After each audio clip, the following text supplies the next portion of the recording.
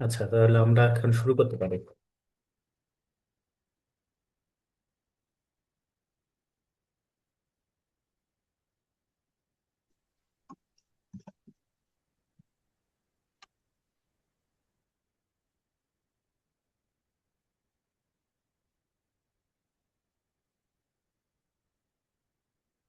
আচ্ছা, তাহলে আমরা এখন দেখছি যে আজকে আমাদের যে আলোচ্য বিষয় সেটা,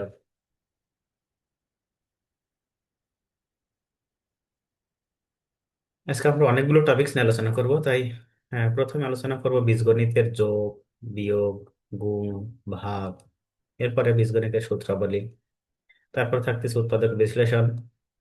তারপর সরল সমীকরণ, সরল সহজ সমীকরণ, রেখা ও কোণ। এটা আমরা জ্যামিতি থেকে রেখা ও কোণ নিয়ে আলোচনা করব। ত্রিভুজ চতুর্ভুজ সংক্রান্ত যতগুলো উপপাদ্য আছে এই উপপাদ্য নিয়ে আলোচনা করব। বৃত্ত সংক্রান্ত উপপাদ্য নিয়ে আলোচনা করব।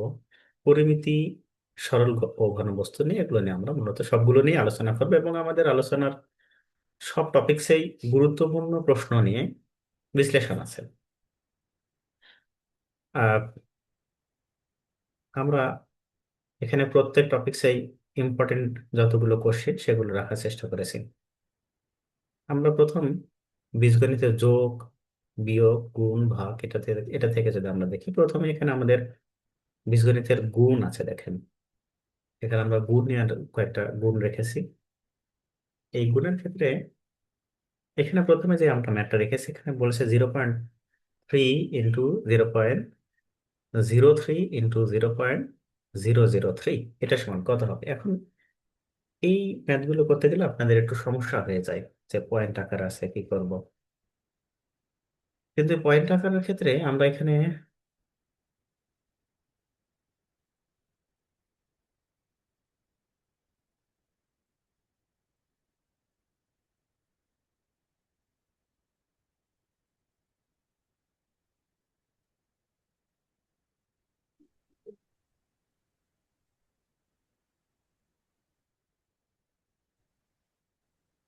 এখানে দেখেন, এখানে পয়েন্ট আকারে যতগুলো আছে, এই এই পয়েন্ট শুধু আমরা তুলে দেবো। এখানে পয়েন্ট আছে, এই পয়েন্টটা তুলে দেবো। এই পয়েন্টটা তুলে দিয়ে যদি আমরা ম্যাথ করি তাহলে আমাদের জন্য খুব সুবিধা হবে।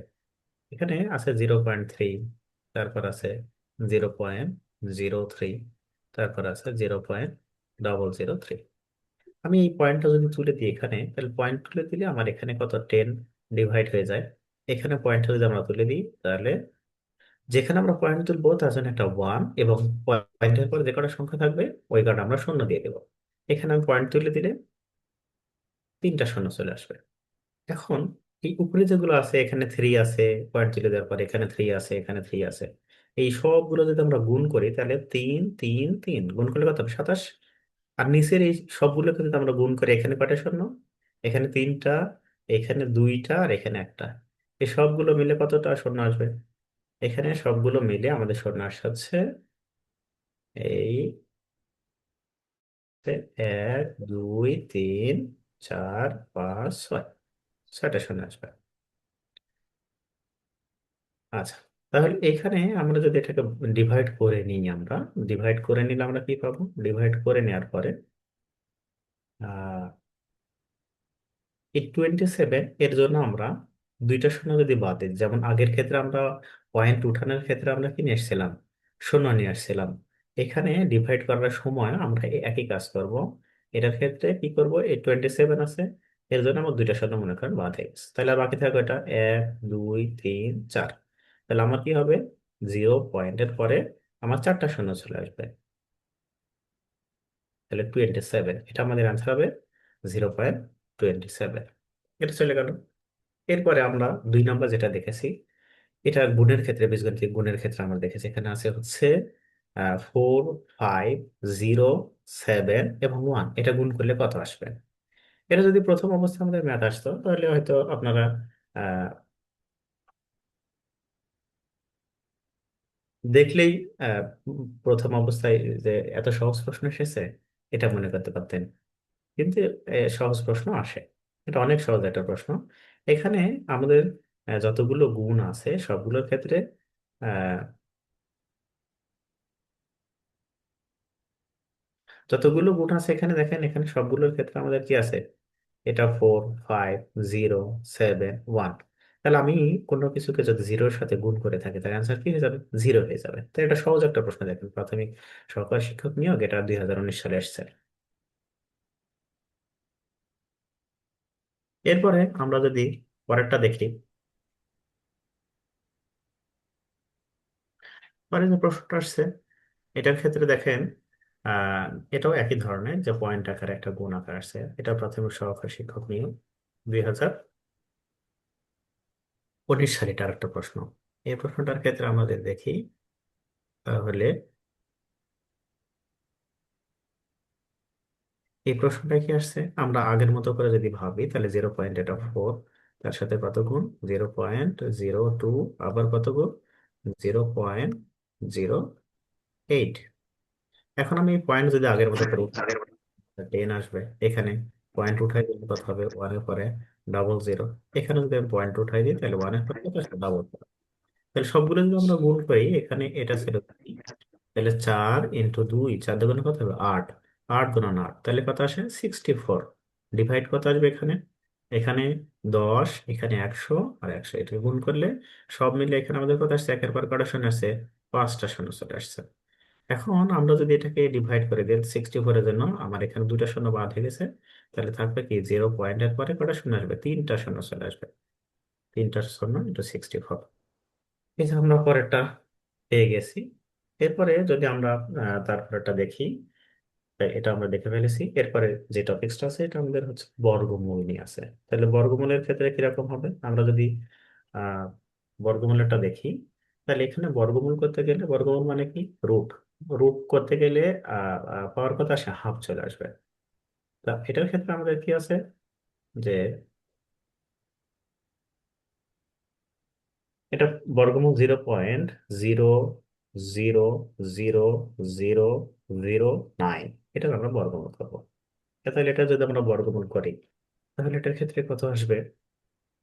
আহ পয়েন্ট উঠাই দিই, তাহলে পয়েন্ট উঠে এখানে আমরা পয়েন্ট উঠাই দিতে পারবো। পয়েন্ট উঠাই দিলে কত আসবে? একের পরে যে কয়টা আমার পয়েন্ট আছে ওখানে শূন্য চলে আসবে। পয়েন্টের পর যে কয়টা সংখ্যা আছে, 1 2 3 4 5 6, 6টা শূন্য চলে আসছে। এখন আমি যদি উপরে 9কে বর্গমূল করি তাহলে হবে 3, আর নিচে একের পর কয়টা সংখ্যা আছে? এখানে 6টা জিরো আছে। আমি একের পর 6টা জিরোকে যদি বর্গমূল করি, তাহলে বর্গমূল যদি করা হয় তাহলে আমার সব সময় দুইটা শূন্যের জন্য একটা করে শূন্য চলে আসে। তাহলে দুইটা শূন্যের জন্য একটা করে যদি শূন্য চলে আসে তাহলে আমার এখানে কত চলে আসবে? 1। তাহলে এটা আমরা যদি দেখি, যেমন 100কে যদি বর্গমূল করা হয় তাহলে কত আসবে? 10।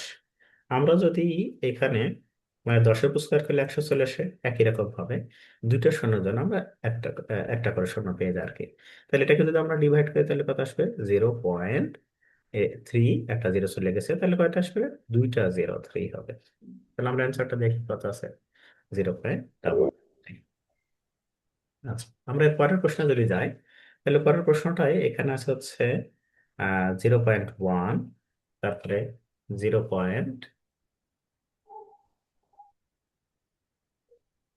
পরের যে গুণ আছে এটার গুণে আমার কত কত আছে?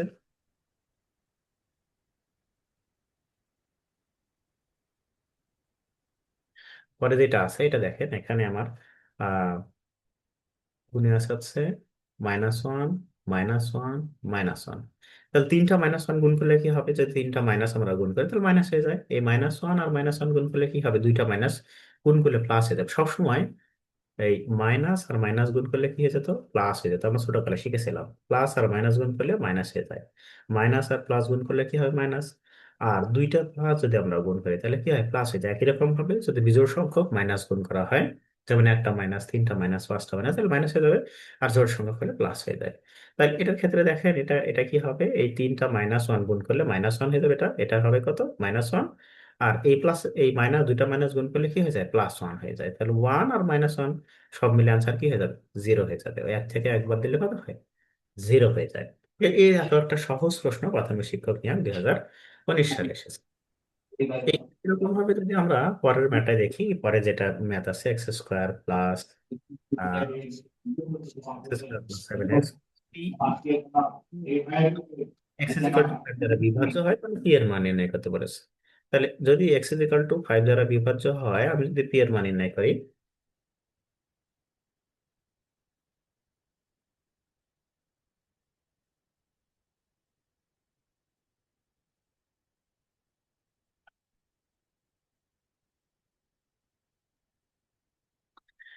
তাহলে এই ম্যাথগুলোর ক্ষেত্রে আমরা কি করব? যেইটা দ্বারা নিঃশেষে বিভাজ্য হবে, এটা উৎপাদকের মতো কিছুটা কাজ করে। যদি সেইটা দ্বারা নিঃশেষে বিভাজ্য হয়, তাহলে এখানে বলেছে x-5 দ্বারা নিঃশেষে বিভাজ্য। x-5 যেটা দ্বারা নিঃশেষে বিভাজ্য হবে ওইটা সমান আমরা কি জিরো ধরে নিব, তাহলে x এর মান কত হবে? x is equal two 5। আমরা এই সমীকরণে যেখানে x আছে, এখানে কত বলেছে যে x² + 7x, তারপরে প্লাস পি। তাহলে এটার ক্ষেত্রে কি হবে? আমরা যেটা দ্বারা নিঃশেষে বিভাজ্য হবে, যেমন এটা এক টাইপের উৎপাদক বলতে পারি আমরা। তাহলে উৎপাদকের ক্ষেত্রে এখানে কি বলেছে? x-5 দ্বারা যদি নিঃশেষে বিভাজ্য হয়, তাহলে x এর মান আমরা কি করে দিব? এখানে শুধু 5 বসাই দিব। তাহলে যদি আমি 5 বসাই দিই, তাহলে 5² + 7 ইন্টু কত হবে? 5 + পি। নিঃশেষে বিভাজ্য মানে কি? এর কোনো ভাগশেষ নেই, তাহলে জিরো হয়ে যাবে। তাহলে 5² কত হবে? 25। আর 7 × 5 কত হবে? 35। আর plus P is equal to zero. তাহলে এটা আমরা যদি যোগ বিয়োগ করি, পি এর সর্বশেষ যে মানটা পাবো সেটা -60 পাবো। তাহলে এরকম সহজ সহজ প্রশ্ন কিন্তু, এই যে এটা আমরা যদি দেখি, সহকারী শিক্ষক নিয়োগ 2019 সালে এসেছিল, সহজ একটা প্রশ্ন। এখানে আর একটা বলেছে যে x² x² মাইনাস 3x - 2, এটা যদি এটাকে x+1 দ্বারা ভাগ করলে ভাগশেষ কত হবে? তাহলে এটাও আগের মতোই কিছুটা ম্যাথ। এটাও আগের মতোই ম্যাথ। কেমন করে হবে এটা? যদি আমরা দেখি, তাহলে বলেছে x² - 3x - 2 কে x+1 দ্বারা ভাগ করবো। তাহলে আগে যেটা দেখছিলাম আমরা, ওইটার ক্ষেত্রে কি ছিল যে ওই এখানে x+1 দ্বারা যদি ভাগ করি আমরা, তাহলে x+1 দ্বারা ভাগ করলে আমরা x+1 = 0 ধরে নিব। তাহলে x এর মান কত হবে? x is equal two -1। তাহলে আমাদের এখানে কি আছে? x² - 3x - 2 আছে। এখানে শুধু x এর জায়গায় আমি কত বসাই দিব? -1 বসাই। তাহলে যদি এখানে আমি -1 বসাই দিই, তাহলে কত হবে? -1 বসানো হলে এখানে -1 তারপর স্কোয়ার, তারপরে কত আসছে? 3 × -1 - 2। তাহলে -1² করলে কি হয়? -1 এর উপর যদি স্কোয়ার করা হয়, পাওয়ার 4 করা হয়, অর্থাৎ জোড় সংখ্যক পাওয়ার হইলে সেটা কি হয়ে যাবে? পজিটিভ হয়ে যাবে। আর এই মাইনাস এর মাইনাস গুণ করলে কি হয়ে যাবে? প্লাস হয়ে যাবে। আর এই মাইনাসটা কত? -2। তাহলে আমি যদি এই 4 থেকে 3 আর একে 4 থেকে 2 বাদ দিই, তাহলে 2 হয়ে যাবে। এখানে একটা সহজ প্রশ্ন, এরকম সহজ সহজ প্রশ্ন আহ প্রাথমিক সহকার শিক্ষক নিয়ে এসে থাকে। এরপর আমরা বীজগণিতের সূত্রাবলী নিয়ে আলোচনা করবো। আমরা মোটামুটি প্রথম অবস্থায় যেটা আহ বীজগণিতের আহ যোগ বিয়োগ গুণ ভাগ, এই যে যতগুলো আমাদের টপিক ছিল সবগুলো আমরা শেষ করে ফেলেছি। এবার বীজগণিতের সূত্র দিয়ে আমরা কিছু আহ সমাধান করব। বীজগণিতের সূত্রের প্রথম যে সূত্র আছে, এটা আমাদের খুবই জানা সূত্র, যে a+b²। a+b² সমান কি লেখা যায়? a - b²। a+b² এটা একটা অনুসিদ্ধান্ত সূত্র, এটা মাইনাস হবে না আর কি, এটা ভিতরে এটা তো প্লাস হয়ে যাবে। তারপরে যে a+b² সূত্র আসছে a² + 2ab + b²। তারপরটা কি? a - b² সূত্র কি? a+b² - 4ab। এগুলো অনুসিদ্ধান্ত সূত্র আমরা বলে জানতাম। তাই a² - b² সূত্র কি? a+b × a - b। 4ab সূত্র কি শিখছিলাম আমরা ছোটকালে? এটা হবে a+b - a - b, a+b² - a - b²। a² + b² সূত্র কি? a+b² - 2 × a² + b² সূত্র কি? a+b² + a - b। সূত্রটা আমাদের খুব বেশি কাজ। এই বি সূত্র কি হবে? 4 × a+b² - a - b²। এরপরে লাস্টে আমাদের তিনটা নিয়ে কখনো দেখি, তিনটা যদি a+b+c তার হোল স্কয়ার, তাহলে এটা সূত্র কি হবে? a²+b²+c²+2ab+2bc+2ca। এখন এখানে আমরা যদি সরাসরি সমস্যার দিকে চলে যাই, যে এখন যতগুলো সূত্র আমরা দেখলাম, এই সূত্রগুলো দিয়ে যদি আমরা সমস্যা দেখি, তাহলে দেখতে পাবো যে আমার এখানে বলেছে x+1, এখানে আমরা একটা পেয়েছি যে হচ্ছে x+y = 7, আর একটা বলেছে xy = 10। x - y² এটার মান কত হবে? এটা দেখেন 24তম বিসিএস, এটা বিসিএস এর প্রশ্ন। তাহলে যদি বিসিএস এ আসে, তাহলে তো প্রাইমারিতে আসার মতোই প্রশ্ন। তাহলে এটার ক্ষেত্রে লক্ষ্য করেন যে x - y² এটা সমান কত নির্ণয় করতে পারছি। আমরা ওই পাশে কিন্তু সূত্র দেখে এসেছি। x - y² এটা সমান আমরা কত লিখতে পারি? আমাদের সূত্র ছিল x+y² - 4xy।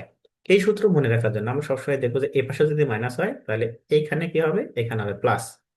আর যদি এখানে প্লাস হয় তাহলে এখানে মাইনাস। আমরা যদি এইখানে এইটা নাই এসে এরকম x plus Y whole square এটা নির্ণয় করতাম, তাহলে আমাদের সূত্র আসতো কিন্তু এরকম x minus Y whole square plus 4xy। তাহলে সূত্র দুইটা কিন্তু দুই ধরনের, এই একটা এক ধরনের আর পরেরটা আর এক ধরনের।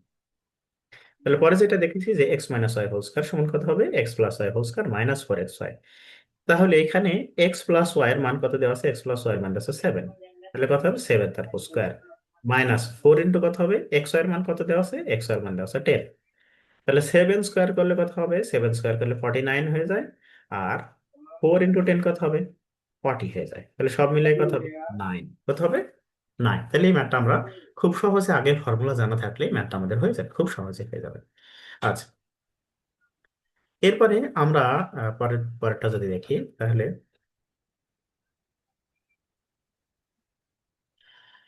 এরপরে যে ম্যাথটা আছে এটার ক্ষেত্রে আমরা দেখতে পাচ্ছি যে এখানে বলেছে যে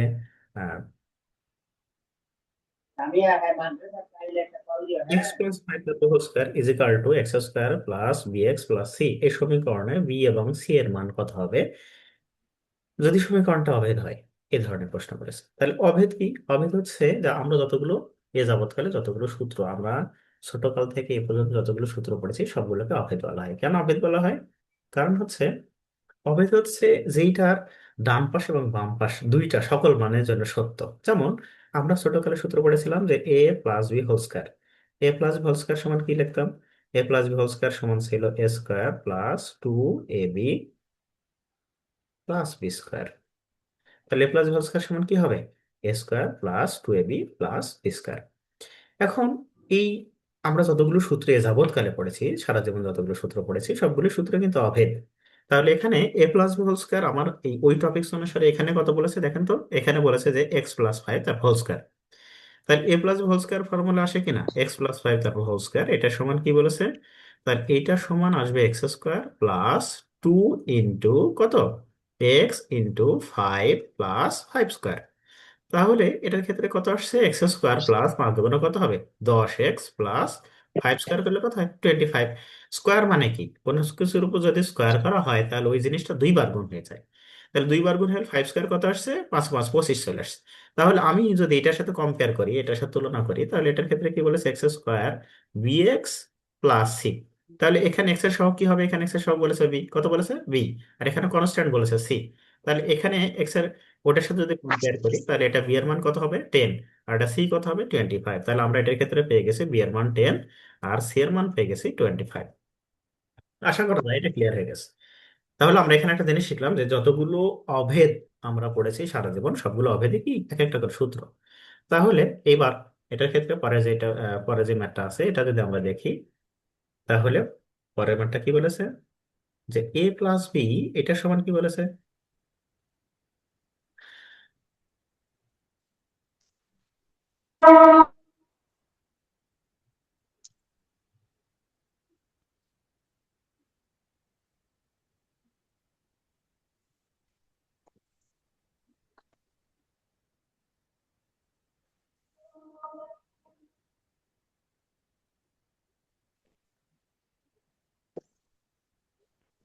এখানে বলেছে যে P plus Q equal to কত দেওয়া আছে, এখানে দেখেন P plus Q equal to 5 এবং P minus Q equal to 3।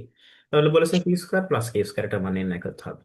তাহলে আমরা একটু আগে এরকম সূত্র পড়ে আসলাম যে 2 ইন্টু এ স্কোয়ার প্লাস বি স্কোয়ার, এরকম সূত্র আমরা পড়েছি।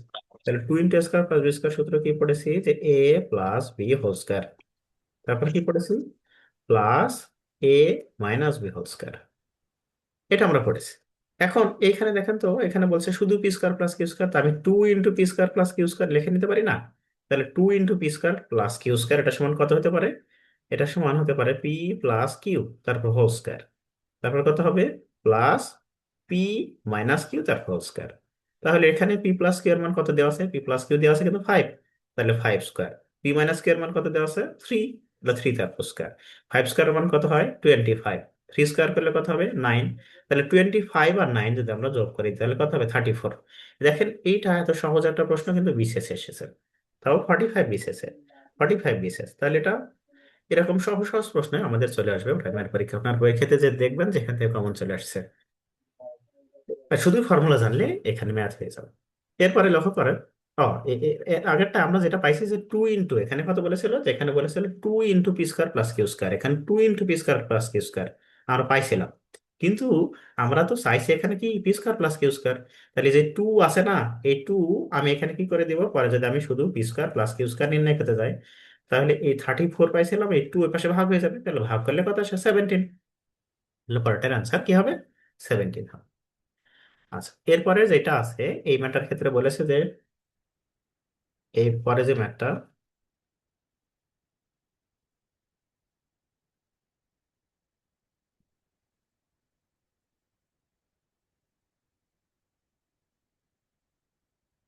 পরে যেটা বলেছে যে এক্স প্লাস, পরে যা বলেছে যে x minus y equal to, x minus y equal to 10 এবং এক্স ওয়াই ইজিক্যাল টু 5। তাহলে এক্স প্লাস ওয়াই তা হোল স্কয়ার, এটার মান কত হবে? এ প্রাথমিক শিক্ষক নিয়োগ, এটাও আসছে প্রাথমিক প্রধান শিক্ষক নিয়োগ, এটা 2009 সালে আসার প্রশ্ন। তো এটার ক্ষেত্রে বলেছে যে প্রাথমিক প্রধান শিক্ষক নিয়োগ আসছে যে x x minus y equal to 10, x y equal to 5, x plus Y whole square, এটার মান কত? তাহলে একটু আগে আমরা কিন্তু সূত্রটা দেখে এসেছি যে এক্স প্লাস ওয়াই তার হোল স্কয়ার, এটা সমান আমরা কি লিখতে পারি, এটাই করে লেখা যায় যে x minus Y whole square. তাহলে এখানে যদি প্লাস হয় তাহলে এখানে মাইনাস হলে বাইরে কি হবে, প্লাস হবে, এবং কি হবে, 4xy হবে। কি হবে, 4xy। তাহলে এক্স মাইনাস ওয়াই এর মান কত দেওয়া আছে, এক্স মাইনাস ওয়াই এর মান 10, 4 ইন্টু এক্স ওয়াই এর মান কত দেওয়া আছে, এক্স ওয়াই দেওয়া আছে 5। তাহলে 10 স্কোয়ার করলে কত হতো, 100, এবং 4 ইন্টু 5 কত হবে, 20। তাহলে সব মিলিয়ে কত আসে, 120। ঠিক আছে। তাহলে এরকম সহজ সহজ প্রশ্ন কিন্তু আমাদের আসবে, এখানে কিন্তু স্কোয়ার সহ দিয়েছে। এখানে দেখেন এটা কিন্তু স্কোয়ার সহ দিয়েছে, এখানে এমনকি এক্স প্লাস ওয়াইও দেয়নি, খুবই সহজ একটা ম্যাথ। তারপরে, তাহলে এরপরে যে ম্যাথটা আছে এটার ক্ষেত্রে যদি আমরা দেখি, তাহলে এটার ক্ষেত্রে কি বলেছে, এটা বলেছে যে এ প্লাস বি এটা সমান দেওয়া আছে, এটা এ প্লাস বি এটা সমান দেওয়া আছে কত, এ প্লাস বি সমান দেওয়া আছে 8। তাহলে এ প্লাস বি সমান 8, এ মাইনাস বি সমান দেওয়া আছে 4, এ বি এর মান নির্ণয় করতে বলেছে। তাহলে আপনারা এই পাশে দেখলেন যে এ বি এর একটা ফর্মুলা আমরা দেখেছিলাম, এ বি এর ফর্মুলা কি, এ প্লাস বি ভাগ 2 তারপর হোল স্কয়ার, তারপর কত হবে, তারপরে মাইনাস এ মাইনাস বি ভাগ 2 তারপর হোল স্কয়ার হয়ে যাবে। এখন এখানে এ প্লাস বি এর মান কত দেওয়া আছে, এ প্লাস বি এর মান দেওয়া আছে 8, কত দেওয়া আছে, এ প্লাস বি এর মান কত দেওয়া আছে 8, তাহলে ডিভাইড 2 তারপর হোল স্কয়ার চলে আসবে। এ মাইনাস বি এর মান কত দেওয়া আছে 4, ডিভাইড 2 তারপর হোল স্কয়ার চলে আসবে। তাহলে 8/2 কত হয় 4, তারপর স্কয়ার। আর 4/2 কত হয়, এই যে 4/2, 4 কেমন 2 দ্বারা ডিভাইড করলে কত হবে 2 তারপর স্কয়ার। তাহলে এখানে কি হবে, 4 স্কয়ার মান কত আসে 16, আর 2 স্কয়ার মান 4 চলে আসে, তাহলে সব মিলে আনসার হবে 12। এই সহজ একটা ম্যাথ। তাহলে এরপরটা দেখেন, এরপরটার ক্ষেত্রে আমরা কি করতে পারি, এরপরে যে ম্যাটার আছে এটার ক্ষেত্রে বলেছে যে x plus y equal to দেওয়া আছে কত 3, পরে যেটা দেওয়া আছে সেটা,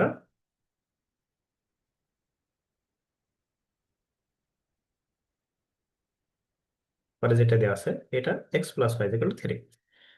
তাহলে x plus y equal to 3 এবং x minus y equal to 1, 4x এর মান এনে কারণ, তাহলে ওইখানে আমরা এবি যে সূত্র দেখলাম, এবি যে সূত্র ছিল ওই একই রকম ভাবে যদি আমরা 4xy লিখি, তাহলে 4 গুণ হবে না, ওখানে 4 2 ভাগ ছিল না, ওই 2টা আমার কি হবে না, ভাগ হবে না শুধু। তাহলে আমাদের ফর্মুলা কি হবে, ফর্মুলা আসবে হচ্ছে x plus Y whole square, তারপর কি হবে মাইনাস এক্স মাইনাস ওয়াই তারপর হোল স্কয়ার।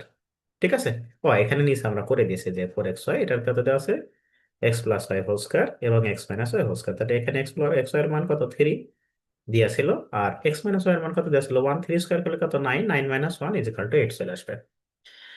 এরপরে যে ম্যাটটা দেওয়া আছে এখানে দেওয়া আছে দুইটি সংখ্যার বর্গের সমষ্টি 13 এবং গুণফল 6, সংখ্যা দুইটির অন্তর কত হবে নির্ণয় করতে বলছে। এই 16তম বেসরকারি শিক্ষক নিবন্ধন পরীক্ষা আসছে।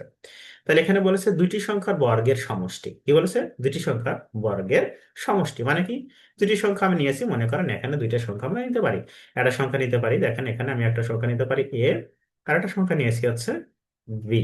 তাহলে এখানে একটা সংখ্যা আমি লিখেছি হচ্ছে এ, আর আরেকটা সংখ্যা নিয়েছি বি। তাহলে দুইটি সংখ্যার বর্গের সমষ্টি, তাহলে এখানে দেখেন এখানে আমি নিয়েছি বর্গের সমষ্টি এ স্কয়ার প্লাস বি স্কয়ার 13, এবং এদের গুণফল এখানে কি বলেছে, এখানে দেওয়া আছে, এখানে গুণফল কত দেওয়া আছে, গুণফল, তাহলে এখানে হচ্ছে গুণফল দেওয়া আছে হচ্ছে 6। এরপরে আমরা এখানে অলরেডি জানি যে এখানে যদি এ স্কয়ার প্লাস বি স্কয়ার দেওয়া থাকে, এটা সমান 13, এবং এ বি দেওয়া আছে হচ্ছে 6। এই দুইটা দেওয়া থাকলে আমার বলছে দুইটা বর্গের অন্তর, দুইটা বর্গের অন্তর কি এ স্কয়ার মাইনাস বি স্কয়ার, এটা চাইছে। তাহলে এ স্কয়ার মাইনাস বি স্কয়ার যদি এটা চেয়ে থাকে তাহলে আমরা এটা হোল স্কয়ার করে দিতে পারি না? এটা হোল স্কয়ার সমান আমরা কি লিখতে পারি? ওই জন্য সিদ্ধান্ত সূত্র আমরা যেটা পড়লাম যে এ মাইনাস বি হোল স্কয়ার সূত্র কি ছিল? ওটা ছিল হচ্ছে A plus B whole square, তাই তো? তাহলে আমরা এ স্কয়ার কে এ এবং বি স্কয়ার কে বি মনে করতে পারি। তারপর কি হবে? -4ab কত হবে? 4ab, আমার এ বি এর মান কিন্তু দেওয়া আছে। তাহলে 4a² বি স্কয়ার হবে 4a² বি স্কয়ার। ওই একই রকম ভাবে দেখেন এখানে আমরা ওটাকেই, এখানে যেটা ছিল ওখানে এটাই লিখে ফেলেছি। লেখার পরে যে A plus whole square, A plus whole square মান কত দেওয়া আছে? 13। এ বি এর মান কত দেওয়া আছে? 6। তাহলে এ প্লাস হোল স্কয়ার 13, তাহলে 13 স্কয়ার। আর এখানে কি হবে? এ বি এর মান কত দেওয়া আছে? এ বি এর মান দেওয়া আছে 6, তাহলে 6 স্কয়ার করেছে। তাহলে 13 স্কোয়ার করলে কত হয়? 169। আর 6 স্কোয়ার করলে কত হবে? তাহলে 6 স্কোয়ার করলে চলে আসে 36। 6 যদি স্কোয়ার করা হয় তাহলে 36। 36 এর সাথে আমরা যদি 4 মাল্টিপ্লাই করি তাহলে কত হবে? 144। আমি যদি 169 থেকে 144 বাদ দিয়ে দিই তাহলে কত হবে? 25। তাহলে আমাদের এখানে অ্যান্সার দেখেন 25। আমার আসছে কত? এটা কার মান আসছে? এটা আসছে হচ্ছে এই হোল স্কয়ার, এটা টোটাল কত ছিল? এটা ছিল হোল স্কয়ারে, হোল স্কয়ার মান আসছে। তাহলে 25 কে আমরা কি করব? রুট করবো। আমি যদি এখানে এই যে স্কোয়ারটা আছে স্কোয়ারটা যদি তুলে দিই তাহলে আমার কি করতে হবে? রুট করতে হবে। 25 কে যদি আমরা রুট করি তাহলে কত অ্যান্সার আসবে? 5 চলে আসবে। তাহলে এটা আমরা বুঝে ফেলেছি। এরপরে যেটা আছে,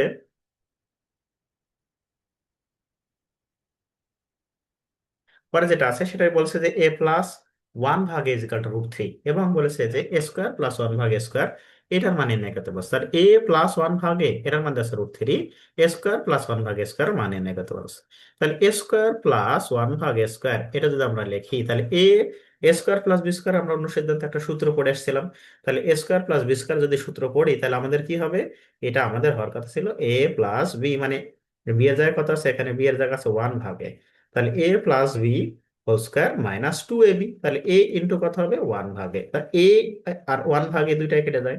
তাহলে এ প্লাস ওয়ান ভাগের মান কত? √3। তাহলে √3 তার হোল স্কয়ার মাইনাস কত হবে? 2। তাহলে √3 স্কয়ার করলে 3 -2, 3 থেকে 2 বাদ দিলে কত থাকে? 1। তাহলে এটাও আমরা শিখে ফেলেছি। পরে যেটা আছে, পরেরটা যদি আমরা দেখি তাহলে এখানে বলেছে যে x² -3x+1 = 0। x² -1 ভাগ x² মান কত? এটা দেখেন এটা আমাদের বিসিএস এ প্রশ্ন আসছে, তাহলে একটা সহজ একটা প্রশ্ন। x² -3x+1 এটা সমান আমরা 0 লিখে নিছি। এখন এই ম্যাথটা আমরা সলভ করতে গেলে কি করব? যে x² + 1 এটা সমান আমি 3x লিখে নিলাম এই পাশে। তাহলে যদি ওই পাশে 3x লিখে নিই তাহলে আমি যে এই পাশে যে এক্সটা আছে না, ওই এক্স আমি যদি এখানে কি করে দিই, এর উভয় পক্ষে যদি ভাগ করে দিই তাহলে x² + 1 ভাগ কত হবে? এক্স। এই এক্স ভাগ করে দিই তাহলে এখানে 3 থেকে যাবে। তাহলে x² ভাগ এক্স, দেখো তো এটা আমরা সেপারেট করে আলাদা আলাদা করে কাটতে পারি কিনা? আমরা আলাদা আলাদা কেটে দিলাম। তাহলে x² এবং এক্স কেটে দিলে কত হবে? এক্স। আর এখান থেকে 1 ভাগ এক্স থাকে, তাহলে x+1 ভাগ এক্স সমান কত? 3।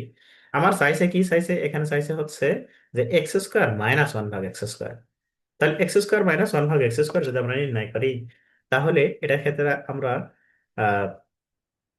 x² -1 ভাগ x² যদি নির্ণয় করি তাহলে স্কোয়ার মাইনাস বি স্কোয়ার সূত্র আসবে না? x² - বি স্কোয়ার সূত্র কি হবে? a plus B into a minus B, এরকম আসবে। তা আমরা অলরেডি এটার ক্ষেত্রে কার মান পেয়ে গেছি? x+1 ভাগ x এর মান পাইছি, কিন্তু x-1 ভাগ x এর মান কি পাইছি আমরা? এই দুটো মোটামুটি গুণ করে দিলে হয়ে যাবে, কিন্তু x-1 ভাগ x এর মান পাইছি। তাহলে x-1 ভাগ x এটার মান যদি আমরা নির্ণয় করি তাহলে হোল স্কয়ার কোটা আমরা নির্ণয় করবো। তাহলে a minus whole square formula কি শিখলাম আমরা? বলেন তো। x+1 ভাগ x তারপর হোল স্কয়ার কত হবে? তাহলে যদি a মাইনাস হোল স্কয়ার সমান a প্লাস হোল স্কয়ার, ভিতরে প্লাস হলে বাইরে কি হবে? মাইনাস হবে, এবং কি হবে? 4ab। তাহলে x × 1 ভাগ x, এটা কেটে দাও। তাহলে x+1 ভাগ x এটার মান কত দেওয়া আছে? কত দেওয়া আছে? এখানে 3 দেওয়া আছে। তাহলে 3² মাইনাস কত হবে? 4। 3² -4 কত হয়? 3² করলে কত হবে? এখানে 3² করলে আমাদের চলে আসে 9, আর এ থেকে বাদ দিলে আমাদের থাকে 5। তা আমার এখানে লাগবে কি? এখানে লাগবে হচ্ছে x-1 ভাগ x। আমার এখানে আছে কি? x-1 ভাগ x তার হোল স্কয়ার। তাহলে যদি আমি এই শুধু x-1 ভাগ x নির্ণয় করি, আমি যদি এই যে স্কোয়ারটা যদি সরাই দিই তাহলে এই পাশে কি হবে? এখানে একটা রুট চলে আসবে। তাহলে √5 পেয়ে গেছে। তাহলে এখানে দেখেন তো x+1 ভাগ x এর মান আমার কত পাইছি? x+1 ভাগ x এর মান পাইছি 3, এই যে এই 3টা x+1 ভাগ x এর মান কত পাইছি? 3 পাইছি। তাহলে এটা আসছে 3। আর এক্স মাইনাস ওয়ান ভাগ এক্স এর মান কত পাইছি 5। তাহলে আমাদের অ্যান্সার আসবে কত, 3√5। কত আসবে, 3√5। তাহলে এরকম ওটা গতবার এর আগের ম্যাথ আছে, এটা একটু একটু বড় আসছে, এরকম বড় ম্যাথ আসতে পারে। এখন পরে যেটা আছে, এই ম্যাথটা যদি আমরা দেখি, এটা একটা ক্রিটিক্যাল ম্যাথ। এটা 16তম নিবন্ধন পরীক্ষা এসেছে। আহ,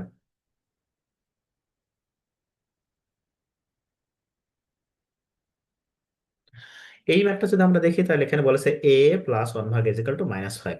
এ ভাগ এ স্কোয়ার প্লাস এ প্লাস ওয়ান, এটা নির্ণয় করতে বলেছে। তাহলে এটার ক্ষেত্রে একটু আপনারা লক্ষ্য করেন যে এ প্লাস ওয়ান ভাগ এ, এটা সমান কত দেওয়া আছে, এটা সমান দেওয়া আছে -5। এইটা আমরা চাইছি কি, এটার ক্ষেত্রে একটু লক্ষ্য করেন যে আমি চাইছি হচ্ছে এখানে এ ভাগ কি, এ ভাগ এ স্কোয়ার প্লাস এ প্লাস ওয়ান। এই ম্যাথটা তাহলে আমাদের একটু মাথা খাটাই কাজ করতে হবে, যে আমার এখানে এ স্কোয়ার প্লাস ওয়ান আছে, আমরা এ স্কোয়ার প্লাস ওয়ান নিয়ে আসতে গেলে এটাকে আমরা লসাগু করে নিতে পারি। এর নিচে কিছু নেই, কিছু না থাকলে কথা ওয়ান, ওয়ান আর এর লসাগু করলে কি হয়, এ চলে আসে। ওয়ানের সাথে এ গুণ করলে কি হবে, এ চলে আসবে।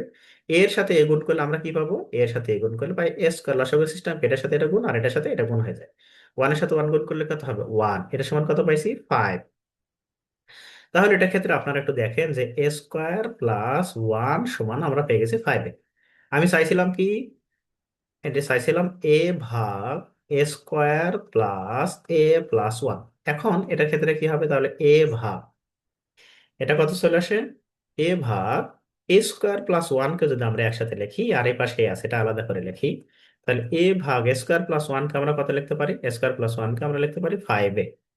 আর এখানে একটা এ আছে, তাহলে এই 5 আর এ যোগ করলে কত হবে, 6। তাহলে এই এ আর এ কাটা, তাহলে কত থাকবে, আমাদের অ্যান্সার কত হবে, এই এ আর এ যদি আমরা কেটে, এখানে আমাদের -5 ছিল, এখানে আমাদের এখানে একটু ভুল হয়েছে, যেখানে -5 ছিল, তাহলে এখানে আমাদের কি হবে, -5।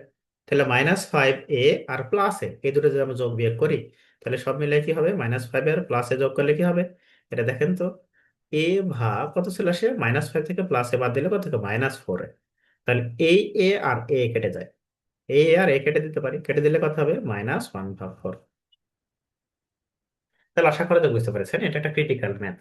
এখন এই ধরনের ম্যাথ আরো আহ, আমরা যদি আরেকটু দেখি, আরো আসতে পারে। আরো কি ধরনের ম্যাথ আসতে পারে, আমরা এটা ক্ষেত্রে আরেকটু নিলাম যে এ স্কোয়ার মাইনাস √3 এ প্লাস ওয়ান সমান 0। তাহলে এত হলে কি নির্ণয় করতে, কি আসতে পারে, এটা বললাম হচ্ছে যে 4√3 এ ভাগ এ স্কোয়ার প্লাস 3√3 এ প্লাস ওয়ান, এটার মান কত হয়। তাহলে এরকম এই একই কোয়ালিটির ম্যাথ, এটা যদি আমরা একটু দেখি, তাহলে এই ম্যাথটা যদি আমরা ওটার ক্ষেত্রে দেখি, তাহলে এখানে লক্ষ্য করেন তো স্কোয়ার প্লাস ওয়ান, এটা সমান কত হবে, এটা সমান √3 হবে। তাহলে এইখানে আমার আছে হচ্ছে 4√3 এ। তাহলে এ স্কোয়ার প্লাস ওয়ান, এই এ স্কোয়ার এই প্লাস ওয়ান, এই দুটো বাদ দিয়ে আমি কত লিখতে পারি, এই দুটো বাদ দিয়ে আমি লিখতে পারি √3 আর এখানে ছিল 3√3। তাহলে এই একটা √3 আর 3√3 যোগ করলে আমার কত হবে, উপরে আছে হচ্ছে 4√3 এ। তাহলে আমার নিচে কত আসবে, 3 আর 4 চলে আসবে, তাহলে 4√3 এ। এটা কত হবে, 1। এটাও অনেক আগে আসে একটা প্রশ্ন, এরকম ক্রিটিক্যাল প্রশ্ন আসতে পারে। আচ্ছা, তাহলে আশা করা যায় এ ধরনের প্রশ্ন আসলে আপনারা পারবেন এবং সময় লাগবে না। আচ্ছা, আমরা বীজগণিতের আরো সূত্র, আমরা এত সময় যতগুলো সূত্র পড়েছি সবগুলো বর্গমূল। এখন আমরা যে সূত্রগুলো পড়বো সবগুলো ঘনমূলের কিছু সূত্র পড়বো। ঘনমূলের প্রথম সূত্র হচ্ছে A plus whole cube. A plus whole কিউবের সূত্র কি হবে, A cube plus 3a² B plus 3ab² plus B cube. A minus whole কিউবের ফর্মুলা কি হবে, A cube minus 3ab plus 3ab² minus B cube. A cube plus B কিউবের formula কি হবে, A plus whole cube minus 3ab into A plus B. A cube minus বি কিউবের formula কি হবে, A minus whole cube plus 3ab into A minus B. আবার এখানে আমরা একটা ইম্পর্টেন্ট একটা প্রশ্ন নিয়ে এসেছি, যদি এ প্লাস বি প্লাস সি সমান 0 হয়, তাহলে এটা আপনারা মনে রাখবেন সবসময় যে A cube plus B cube plus C cube সমান কত হবে, 3abc হবে। এটা হুবহু চলে আসতে পারে। এই এত যখন এখানে আমরা যতগুলো ফর্মুলা লিখেছি বা ফর্মুলা বলতেছি, এগুলো সবগুলো আপনাদের জানা, শুধু একটু মনে করতে হবে, আগেরটা একটু মনে করতে হবে, আর মনে করাই দিব আমরা। এবার এখানে যদি আমরা পরে যে ম্যাথটা আছে এটা যদি দেখি, তাহলে এটার ক্ষেত্রে বলেছে এক্স সমান কি বলেছে, √4 plus √3, x cube plus one ভাগ এক্স কিউব নির্ণয় করতে বলেছে। তাহলে এখানে দেখেন যে এক্স সমান বলেছে √4 + √3। তাহলে √4 + √3 মানে কি? এটা বিশেষে 43তম বিশেষে আসা প্রশ্ন। তাহলে এই √4 মানে কি? 2 + √3 চলে আসে। আমি এটার ক্ষেত্রে 1/x যদি নির্ণয় করি, তাহলে 1/x এর মান কত হবে? 1/x এর মান যদি এরকম কখনো আসে যে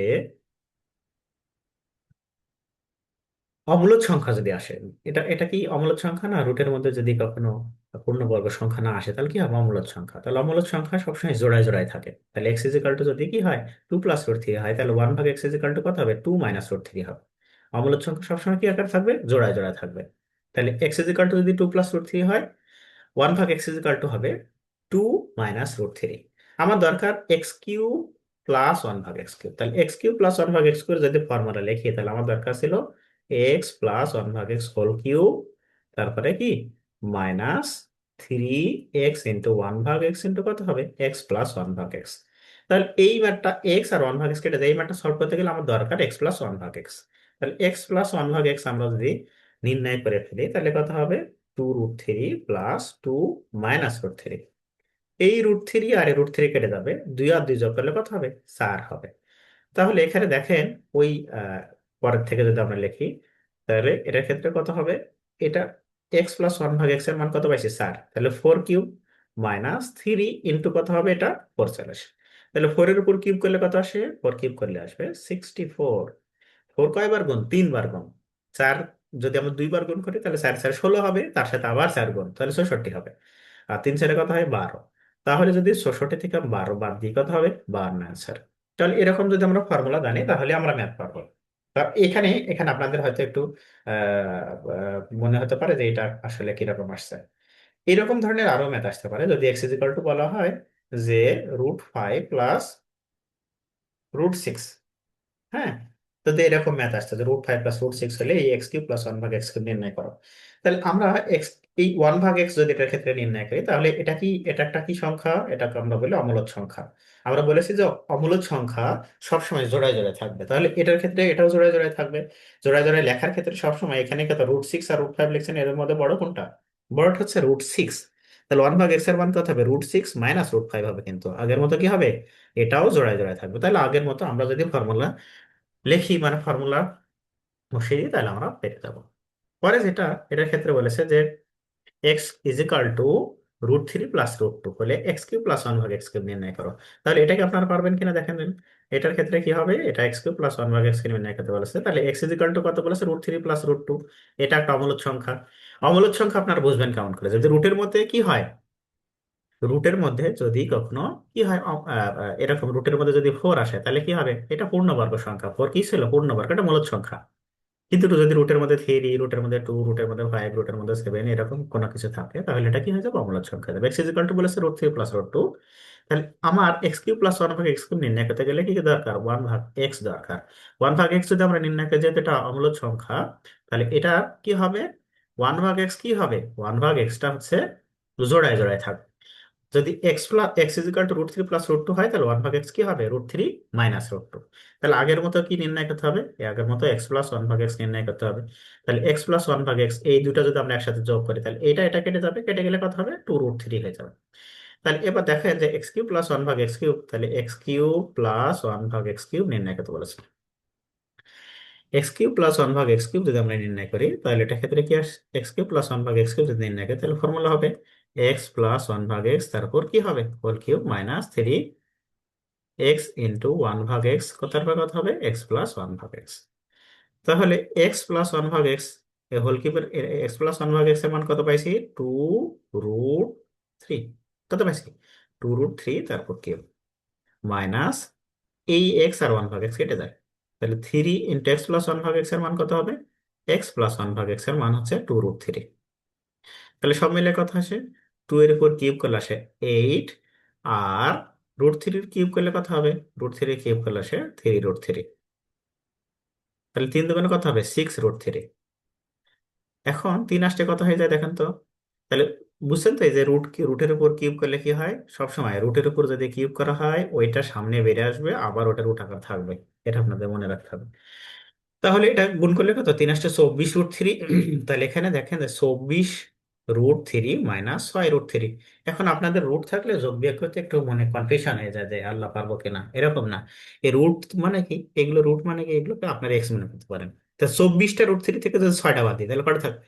24টা থেকে যদি 6টা বাদ দিই তাহলে কত থাকবে? 18 √3 হচ্ছে। তাহলে 18টা √3। আশা করা যায় বুঝতে পারছেন।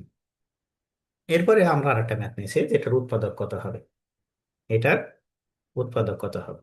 এখন এর উৎপাদকের ক্ষেত্রে যদি আমরা দেখি তাহলে এখানে নিয়েছি হচ্ছে x² - y², 4y আর -4।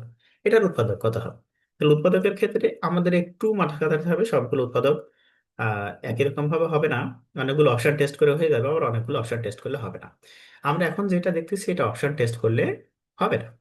অপশন টেস্ট করলে হবে, কিন্তু ওই অপশন টেস্ট করা একটু ঝামেলা।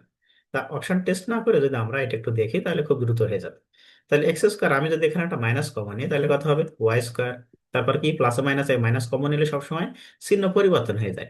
তাহলে 2 × y × 2, তাহলে দুই দুগুণে কত হয়ে যায়? 4 হয়ে যায়। কত হয়ে যায়? 4। এখানে 4 ছিল। তাহলে দুই দুগুণে কত হয়? 4। প্লাস আমি যদি 2² লিখি তাহলে কত হবে? 4 হয়ে যায়। দেখেন তো এই লাইনের সাথে এই লাইন মিল আছে না? তাহলে এটার ক্ষেত্রে x², এটা a² - 2ab+b², তাহলে এটাকে আমরা কি লিখতে পারি? a - b²। তাহলে এবার দেখেন a² - b² এর ফর্মুলা আমরা কিন্তু দেখে এসেছি এর আগে। a² - b² ফর্মুলা কি ছিল?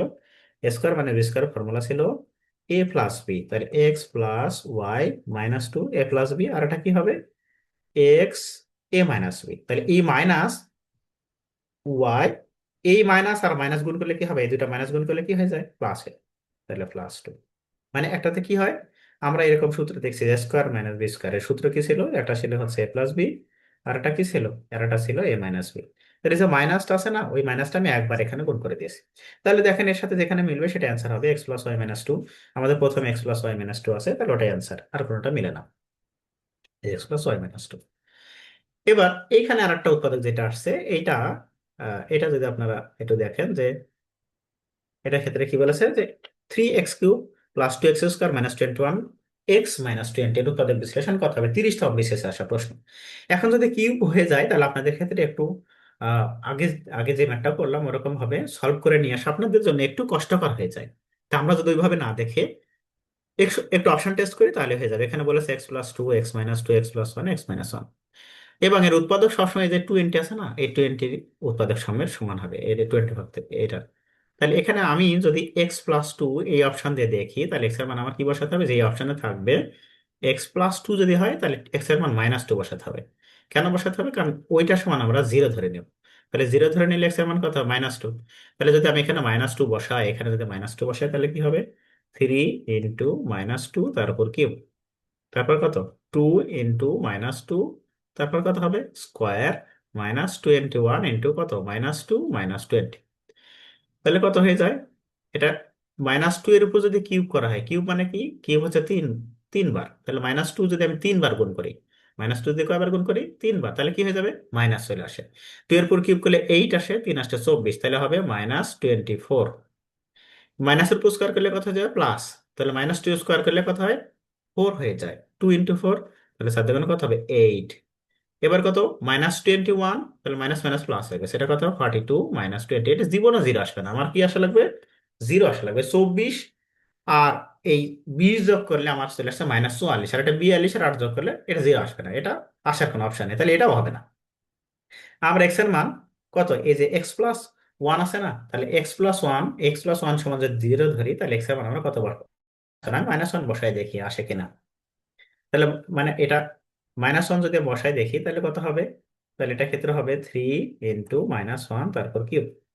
তাহলে 2 × -1 তারপর স্কোয়ার -21 × -1 -20। তাহলে -1 যদি বসাই দিয়ে -1 3 বার গুণ করলে -1 হয়ে যায়। তাহলে 3 × -1 কত হবে? -3। তারপরে -1 স্কোয়ার করলে কত হবে? 2। মাইনাস আর মাইনাস গুণ করলে কি হয়ে যায়? প্লাস হয়ে যায়। তাহলে 21 -20। এবারে এই দুইটার আমরা কত লিখতে পারি? 23। এই দুটো যোগ আকার আছে। 21 + 2, তাহলে কত হবে? 23। এই -3 আর -20 কত হবে? -23। তাহলে এটা এটা যোগ করে 23, এটা যোগ করে 23। তাহলে 23 থেকে 23 বিয়োগ করলে কত হবে অ্যান্সার? তাহলে 23 - 23। তাহলে কত আসছে? 0। তাহলে অপশনের ক্ষেত্রে দেখবো যার জন্য 0 অ্যান্সার হবে যার জন্য জিরো আসবে, যার জন্য কি আসবে, জিরো আসবে, ওইটা অ্যান্সার। তাহলে আমার এটার জন্য জিরো আসছিল কত, এই যে এটার জন্য জিরো আসছিল, তাহলে আমার অ্যান্সার হবে এটা, উৎপাদক বিশ্লেষণ। এটা কি আপনারা বুঝতে পারছেন?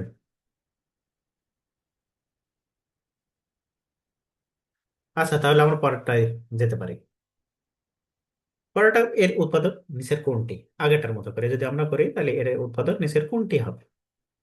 তাহলে এবার দেখেন, আগের মতো করে যদি আপনি অপশন টেস্ট করেন, এটা আবার পাওয়ার ফোর আছে। তাহলে পাওয়ার ফোর থাকলে মোটামুটি সোজা হইতে গেলে আপনার বহুত সময় চলে যাবে, অত সময় পাবেন না। তাহলে আমার এখানে x plus one, x plus two, x minus two, x minus one, এটা দিয়ে আছে। তাহলে আমরা অপশন টেস্ট করব। প্রথম অপশনে যদি এক্স প্লাস ওয়ান হয়, তাহলে এক্স এর মান কত বসাবো, ওয়ান বসাবো। কত বসাবো, ওয়ান। কত, ওয়ান, -1। কেন, এক্স প্লাস ওয়ান সমান আমার জিরো ধরে নিতে হবে। তাহলে এখানে আমি বলেছি কি, যে এক্স যেটা থাকবে তার অপোজিট চিহ্ন বসাবো। তাহলে এক্স প্লাস ওয়ান দিয়ে আছে, তাহলে এক্স এর মান আমি ধরবো -1। তাহলে -1 যদি বসাই, তাহলে এখানে যদি আমি -1 বসাই, তাহলে কত হবে, 2 × -1, তারপর 4, তারপর কত, 5 × -1, তারপর কিউব, +6 কত হবে, -1, তারপর স্কোয়ার, -5 কত হবে, -1 + 2। তাহলে আমরা যদি এখান থেকে ক্যালকুলেশনটা করি, তাহলে কত হবে, -1 এর উপর যদি পাওয়ার ফোর হয়, তাহলে -1 যদি কয়বার গুণ করবো, আমরা -1 4 বার গুণ করবো। তাহলে 4 বার যদি আমরা মাইনাস গুণ করি, প্লাস হয়ে যাবে। সবসময় জোড় সংখ্যক মাইনাস কি হয়ে যায়, প্লাস হয়ে যায়। তাহলে এটা 2 হয়ে গেছে। এটা বিজোড় সংখ্যক মাইনাস গুণ করলে কি মাইনাস হয়ে যাবে, মাইনাস আর মাইনাস যোগ করলে কত হয়ে যাবে, প্লাস হয়ে যাচ্ছে, তাহলে +5। তারপরে দেখেন এটার ক্ষেত্রে কি হবে, -1 স্কোয়ার করলে কত হয়, +1, তাহলে 6 কে 6 চলে আসছে। আবার এই -5 আর -1 গুণ করলে কত হবে, +5। আর এটা কত, +2। এটা হওয়ার কোনো, কখন কি জিরো হওয়া সম্ভব, কখনো জিরো হওয়া সম্ভব, সম্ভব না, তাহলে এটা হবে না। আমরা এটা ক্ষেত্রে কত ধরেছি, তাহলে যেহেতু জিরো হওয়া সম্ভব না, এখানে আমরা এটা এমন ভাবে লজিক তৈরি করেছে, দেখেন এই মাইনাস মাইনাস গুণ করলে প্লাস হয়ে যাচ্ছে, এই মাইনাস মাইনাস গুণ করলে প্লাস হয়ে যাচ্ছে, মানে এক্স এর মান নেগেটিভ বসায় কোনো অপশন হবে না। এক্স এর মান নেগেটিভ বসা হবে, এবার এটাও হবে না, এটাও হবে না। আমরা এইবার এই একটা মান চেক করে দেখি, মানে এক্স এর মান পজিটিভ বা নেগেটিভ বসায় কোনো অপশনে আমাদের অ্যান্সার আসবে না। এটার ক্ষেত্রে যদি এই যে যখন এক্স এর পর বিজোড় সংখ্যা আসবে, এবং বিজোড় সংখ্যক যখন ঘাত আসবে এক্স এর, তার সামনে যদি মাইনাস থাকে, তাহলে কখনোই -1 বসায় হয় না। যদি আর অন্যগুলোতে সব প্লাস হয়। তাহলে এবার দেখেন এটার ক্ষেত্রে কত বলেছে, এক্স মাইনাস টু। তাহলে এক্স এর মান আমরা এটার ক্ষেত্রে কত বসাবো, এক্স এর এটার ক্ষেত্রে আমরা 2 বসাবো। তাহলে যদি 2 বসাই, তাহলে এটার ক্ষেত্রে কত আসতে পারে, তাহলে 2 বসালে এখানে 2 × 2^4, -5 কত, 2 কিউব, তারপর কত, 6 × 2 স্কোয়ার, তারপর কত, 5 × 2 +2। এই অপশন টেস্ট করতে গেলে খুব একটা মজা জিনিস, আপনার কোনো সূত্র মুখস্থ রাখতে হবে না, কিছুই করা লাগবে না, শুধু অপশন দেখবেন আর হয়ে যাবে। তাহলে 2^4 কত আসে, 2^16, 16 তার 32 চলে আসে। এটা কত হবে, 2 কিউব করলে 8 আসে, 5 কত হবে, 40। তাহলে 6 4 6 কত হবে, 24, 5 × 10, আর এখানে 2। তাহলে আমরা যদি যোগ বিয়োগ করি, এটা কত হয়ে যাবে, এটা 50। কত হবে, 50, এটা কত আসে। আচ্ছা, আর এই এইটা আর এইটা যদি আমরা যোগ বিয়োগ করি, তাহলে কত হবে, তাহলে 32, আর এটা মিলে হয়ে গেছে 34 আর 24। 34 আর 24 যোগ করলে তো 50 আসবে না, বড় আসবে, তাহলে এই অপশনটা হবে না। পরে থাকে হচ্ছে আর একটা বাকি থাকে, এক্স ইজিক্যাল টু কত, এক্স ইজিক্যাল টু থাকে 1। তাহলে এখানে 1 বসালে হয়ে যাবে, আমরা বুঝে ফেলেছি যে বাকি থাকছে ওটা করা লাগবে না, এমনি হয়ে যাবে। তাহলে 1 বসালে কি হবে, একটু চেক করে দেখি, 2, তারপর কত হবে, -5, তারপর কত হবে, 6। 1 বসালে কোনো চিহ্ন চেঞ্জ হবে না, জাস্ট এক্স এর জায়গায় খালি 1 বসাই দিচ্ছি, +2। তাহলে এবার দেখেন এখানে কি হবে, এই প্লাস এইটা এটা যোগ করলে হয়ে যায় 10, এই 2, 6 দিয়ে 8, আর 2 যোগ করলে 10।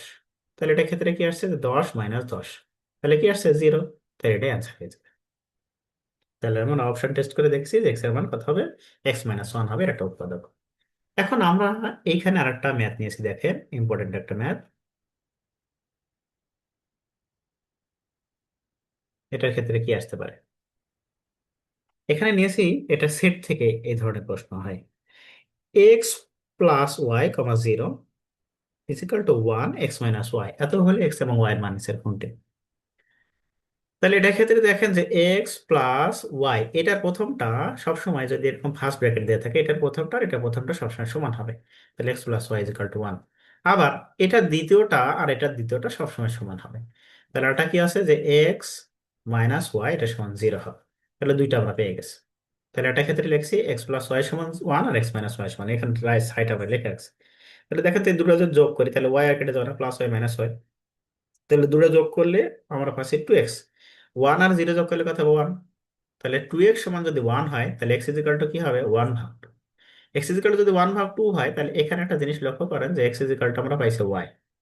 যদি এক্স মাইনাস ওয়াই সমান জিরো হয় তাহলে এক্স ইজিক্যাল টু কত হবে, ওয়াই হবে। তাহলে ওয়াই এর মানে কত হবে, ওয়াই ইজিক্যাল টু যদি এক্স হয় তাহলে এটা এক্স এর মান পাইছি ওয়ান ভাগ টু, তাহলে ওয়াই এর মানও পাবো ওয়ান ভাগ টু। তাহলে আমরা এখানে পেয়ে গেলাম এক্স এর মান ওয়ান ভাগ টু, আবার ওয়াই এর মানটাও হবে ওয়ান ভাগ টু। তাহলে অপশন দিয়ে থাকবে এক্স এর মান ওয়ান ভাগ টু, ওয়াই ওয়ান ওয়ান ভাগ টু, এটা অ্যান্সার। আচ্ছা, এরপরে আমরা আহ পরে আরেকটা নিয়েছি। পরেরটা দেখেন, এখানে বলেছে যে x square plus y square সমান 185 এবং x minus y equal to 3 হলে 3 এর একটা সমাধান হলো, এর একটা সমাধান কত হবে। এখানে আমরা এই পুরো ম্যাথ করতে পারি একভাবে, আর একভাবে নাও করতে পারি। তাহলে এবার লক্ষ্য করে এটা ক্ষেত্রে লক্ষ্য করেন এখানে কি বলেছে যে x square plus y square equal to 185। আমার এখানে যে দুইটা সংখ্যা আছে এই দুইটা বর্গ করে 185 হওয়া লাগবে। সেভেন স্কোয়ার করলে 49, ফোর স্কোয়ার করলে কত হবে 16। এটা আমরা শর্টকাট হইতে যাচ্ছি। আমরা কি করতেছি, অপশন টেস্ট। সেভেন স্কোয়ার করলে 49 আর ফোর স্কোয়ার করলে কত 16, এই দুটো যোগ করলে কত হবে 185 হওয়ার কোনো অপশন নেই। নাইন স্কোয়ার করলে কত হয়, নাইন স্কোয়ার করলে 81 আর সিক্স স্কোয়ার 36, এই দুটো যোগ করলে 185 হওয়ার সম্ভাবনা আছে, কোনো সম্ভাবনা নেই। এই দুটো যদি আমি বর্গ করি তাহলে এটা হবে 100, আর সেভেন স্কোয়ার করলে 49, তাহলে 149, এটাও অপশন নেই, এটা হওয়া সম্ভব না। এখন বাকি থাকে একটা, তাহলে আমাদের করাই লাগবে না, এটা অ্যান্সার হবে। এটা তো আমরা করে দেখি। ইলেভেনকে যদি আমরা স্কোয়ার করি তাহলে কত হবে 181, আর এইট স্কোয়ার করলে কত হয় 64, এইটকে স্কোয়ার করলে কত 64, তাহলে দুটো যোগ করলে 185। তাহলে আমরা প্রথমটাই চেক করতে যে আমরা অ্যান্সার পেয়ে গেছি, তাহলে প্রথমটাই চেক করতে যে আমরা এই অ্যান্সারটা পেয়ে গেছি। যদি প্রথমটা চেক করে দুই এগারোটা মিলে যেত তাহলে আমরা দ্বিতীয়টায় যেতাম। আচ্ছা, এবার আমরা এখানে একটা ম্যাথ নিয়েছি যে আহ, বলেছে দুই অঙ্ক বিশিষ্ট একটা সংখ্যার অঙ্ক দেয় স্থান বিনিময়ের ফলে 54 বৃদ্ধি পায়। দুই অঙ্কের যোগফল 12 হলে সংখ্যাটি কত নির্ণয় করো। তাহলে দুইটি দুইটি অঙ্কের যোগফল হলো লাগবে 12। এই দুটো যোগ করলে কত হয় 12 হয়, এই দুটো যোগ করলে কত হয় 12 হয়, এই দুটো যোগ করলে কত হয় 12, এই দুটো যোগ করলে 12 হয়। আমরা পেয়ে গেছি যে এই দুটো যোগ করলে কি হবে, 12 হবে। এবার তাহলে আমরা এখানে অপশন টেস্ট করার চেষ্টা করতেছিলাম যে দুটার যোগফল কি হতে হবে 12। এখানে আমার কি বলছে দুই অঙ্ক বিশিষ্ট সংখ্যার যোগফল, মানে আমি যদি একটা অঙ্ক এক্স ধরি আর একটা ধরি ওয়াই, তাহলে দুটো যোগফল হবে 12। আর বলেছে স্থান বিনিময় করলে, অঙ্ক দেখি হবে স্থান বিনিময় করলে এদের 54, মানে দুইটা ডিফারেন্স হবে কত হবে 54। তাহলে আমরা এখানে অপশন থেকে আমরা অ্যান্সার খুঁজে বের করার চেষ্টা করতেছি। তাহলে অপশন থেকে খুঁজে বের করার চেষ্টা করলে আমার অত লেখা লাগবে না। তাহলে দুটো যোগফল হতে হবে কত 12, তাহলে এখানে যোগ করা আছে সবগুলো যোগ করলে 12 হয়, তাহলে বাকি থাকে 54 এটা। তাহলে অঙ্কদের স্থান বিনিময় করে এই 57 আছে না, 57কে যদি আমরা এখানে লক্ষ্য করেন 57 আছে, এটা যদি উল্টো করে ধরি তাহলে কত হবে, উল্টো করে ধরলে সাতের জায়গায় পাঁচের জায়গায় সাত, সাতের জায়গায় পাঁচ, 75। ঠিক আছে তো, তাহলে কত হবে 75 আর একটা 57, এটা থেকে যদি আমরা বিয়োগ করি তাহলে কি, বিয়োগ করলে কি 54 হওয়ার কোনো সম্ভাবনা আছে, কখনো 54 হবে সাত 75 থেকে যদি আমি কত বিয়োগ করি 57 বিয়োগ করি তাহলে কি কখনো হওয়া সম্ভব, সম্ভব না। তাহলে এবার লক্ষ্য করেন এখানে বলেছে যে 39 আছে আর একটা, তাহলে এই দুইটার মধ্যে একটাও হবে না, দুইটার মধ্যে একটাও হবে না, কারণ এই 57 ছিল, একে উল্টা করে ধরতে হবে, বলেছে স্থান বিনিময় করবে, মানে একক, এখানে একক স্থানীয় মান কত 5 আর দশক স্থানীয় মান কত 7। তাহলে স্থান বিনিময় করা মানে কি, একক স্থানে দশক স্থানে যাবে, দশক স্থানে একক স্থানে আসবে, মানে নিজেদের মধ্যে ইন্টারচেঞ্জ করবে, ইন্টারচেঞ্জ করে এদের পার্থক্য হওয়া লাগবে 52 না 54, এটা বলে দিয়েছে আমি যে অঙ্কদের স্থান বিনিময় করলে এটা হবে। এটা বিশেষ আসার প্রশ্ন কিন্তু। এবার দেখেন আমি এখানে যদি 39 নিয়ে তাহলে একটা সংখ্যা নিচে 39, এ যদি উল্টা করে ধরি তাহলে কত হবে 93, মানে একক স্থানে দশক স্থানে, দশক স্থানে একক স্থানে যদি যায়।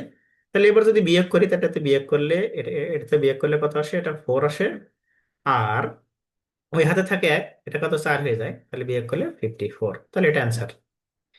তাহলে আমি কি বলেছি, এক দুই অঙ্ক বিশিষ্ট একটি সংখ্যা অঙ্ক দ্বারা স্থান বিনিময় করলে এটা আসবে।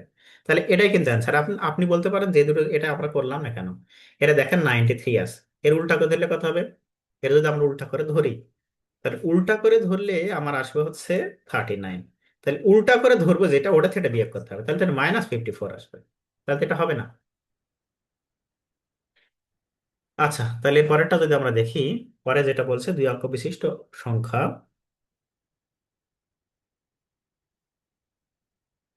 পরেরটা বলছে যে দুই অঙ্ক বিশিষ্ট একটি সংখ্যা, সংখ্যা এককের অঙ্ক দশকের অঙ্কের অপেক্ষা তিন বেশি। তাহলে একক স্থানীয় অঙ্ক মানে এক্স এবং ওয়াই। তাহলে এক্স ওয়াই হলে এটা একক স্থানীয়, এটা দশক স্থানীয়। কি বলেছে? যে একক এর অঙ্ক দশকের অপেক্ষা তিন বেশি। তাহলে এককের যে অঙ্ক, এটা দশকের চেয়ে কি হবে? ওয়াই এর থেকে তিন বেশি হবে। এটার মান হচ্ছে ওয়াই+3। তাহলে একক স্থানে মানটা কি হবে? ওয়াই চেয়ে তিন বেশি। এবার বলছে সংখ্যা এর অঙ্কদের সমষ্টির তিন গুণ। তাহলে সংখ্যা কি হবে? যে সংখ্যা আমরা পাবো, মনে করেন এক্স একটা সংখ্যা পাইছি, তাহলে এই এক্স একটা সংখ্যা, তাহলে কি হবে? এক্স আসলে আসে না, 10x+y আসে। তাহলে আমরা যদি একক স্থানীয় আমরা এই ম্যাথটা যদি পুরোই করি, তাহলে একক স্থানীয় দেখেন আমরা লিখেছি হচ্ছে একক হচ্ছে এক্স, আর দশক লিখলাম হচ্ছে ওয়াই। তাহলে সংখ্যা কি হবে? তাহলে দেখেন এখানে সংখ্যাটা কি হবে? সংখ্যা হবে, আমরা মনে করেন যে এখানে আমি সংখ্যা নিলাম হচ্ছে 23। তাহলে দশক স্থানে দুই, আর একক স্থানে হচ্ছে তিন। তাহলে আমরা কি করি? দুইয়ের সাথে 10 গুণ করতাম না? দুইয়ের সাথে 10 গুণ করার পরে আমরা তিন যোগ করে দিতাম। তাহলে দুইয়ের সাথে যদি 10 গুণ করি, তারপরে তিন যোগ করি, তবে 23 আসে। তাহলে এখানে দশক স্থানে অঙ্ক কত ধরেছিলাম? ওয়াই। তাহলে 10y+x হবে। এই সংখ্যা কত হবে? 10y+x। আমরা এটা ছিল লিগাল ওয়ে। আমরা লিগাল ওয়েতে না করে অপশন টেস্ট করে করে ফেলতে পারি। তাহলে এই লিগাল ওয়ের ক্ষেত্রে যদি আমরা দেখি, তাহলে এখানে বলেছে যে যে অঙ্ক বিশিষ্ট একটা সংখ্যা একের এককের অঙ্ক দশকের অঙ্ক অপেক্ষা তিন বেশি। এককের অঙ্ক দশকের অঙ্ক অপেক্ষা তিন বেশি। আমরা অপশন টেস্ট করে দেখি, আমাদের খুব সহজ হয়ে যাবে। তাহলে এককের অঙ্ক যেটা, এটা প্রথম আছে, এটা কি? এটা দশক, এটা কি? একক। তাহলে এককের অঙ্ক দশকের চেয়ে তিন বেশি। তাহলে দশকের চেয়ে তিন বেশি, ঠিক আছে। দশকের তিন বেশি, ঠিক আছে। দশকের তিন বেশি, ঠিক আছে। তিন বেশি, ঠিক আছে। প্রথম অপশন ঠিক আছে। অঙ্কদ্বয় সংখ্যাটির অঙ্কদের সমষ্টির তিন গুণ। তাহলে এই যে দুইটা সংখ্যা, অঙ্কদের সমষ্টির তিন গুণ অপেক্ষা চার বেশি। তাহলে অঙ্কদের সমষ্টি যেমন এই 4 আর 7, 4 আর 7 যদি আমরা যোগ করি, তাহলে 4+7 যোগ করলে কত হবে? এটা আসবে 11। তাহলে ও কি বলেছে? অঙ্কদ্বয়ের সমষ্টির, সমষ্টির তাহলে 4 এবং 7 যোগ করলে কত আসছে? 11। সমষ্টির তিন গুণ অপেক্ষা চার বেশি। তাহলে সমষ্টির যদি আমি তিন গুণ করি, তাহলে এর সাথে যদি আমরা তিন গুণ করে দিতাম, তাহলে তার 33 প্লাস কত হওয়া লাগবে? চার বেশি, 4। তাহলে এটা হওয়ার কথা ছিল 37, কিন্তু আমার অপশনটা 37 আছে। তাহলে এটা হবে না। এবার এটা বাকি আছে, পরে যেটা আমরা দেখি 36। এটা প্রথম অপশন ঠিক আছে। তারপর দুটো যোগ করলে কত হবে? জোট যোগ করলে 3 আর 6 যোগ করলে 9 আসে। তাহলে 9কে আমরা যদি তিন গুণ করি, তিন নাম কত হবে? 27। এর সাথে যদি আমরা চার বেশি, কি বলছে? তিন গুণ অপেক্ষা কত? চার বেশি। তাহলে যদি আমরা চার যোগ করি, 27 আর চার যোগ করলে কত হবে? 31। তাহলে এটাও আসে না। তাহলে এবার লক্ষ্য করেন এরপরটা কত আসে? 25।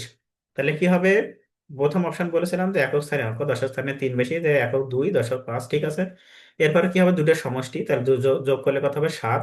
এর আমরা যদি তিন গুণ করি, তাহলে তিন গুণ করলে তিন সাথে কত হবে? 21। 21-এর সাথে আমার কত? ওই যে যে গুণ করে যেটা হবে তার চেয়ে চার বেশি হবে। তাহলে তার থেকে আমার কত? চার বেশি। তাহলে 21 থেকে চার বেশি করলে কত? 25। তাহলে এই অপশনটা ঠিক আছে। আমরা ম্যাথ করার থেকে যদি অপশন টেস্ট করি, তাহলে কোনো প্রেশার নেই, ম্যাথ আপনার বোঝাই লাগবে না, এমনি হয়ে যাবে। আচ্ছা, এরপরেটার ক্ষেত্রে বলেছে কোনো ভগ্নাংশের লব ও হরের পার্থক্য এক। লব এবং হরের পার্থক্য এক। এরপরে কি বলেছে? যদি লব এবং হরের পার্থক্য এক হয়, তাহলে কোন ভগ্নাংশের লব ও হরের পার্থক্য এক, সমষ্টি 7, ভগ্নাংশটি কত? তাহলে লব আর একটা হর। তাহলে বলেছে লব এবং হরের পার্থক্য এক। লব এবং হরের পার্থক্য এক। তাহলে x-y কত হবে? এটা = 1। এবং সমষ্টি, তাহলে x+y=7। তাহলে একটু লক্ষ্য করেন যে x+y=7। এটা দুটো যোগ করলে 2x কত পাইছি? এটা পাইছি 4। তাহলে x এর মান কত পাবো? 2। আমি যদি আহ এটার ক্ষেত্রে কি নিয়েছি, এখান থেকে যদি আমি x এর মান বসাই দিই, তাহলে y কত হবে? 7 - x চলে আসে। তাহলে 7 - 2, 7 থেকে 2 বাদ দিলে কত থাকে? 7 থেকে যদি আমি 2 বাদ দিই, তাহলে কত থাকে? 5। তাহলে আমার এই ভগ্নাংশ কত আসছে?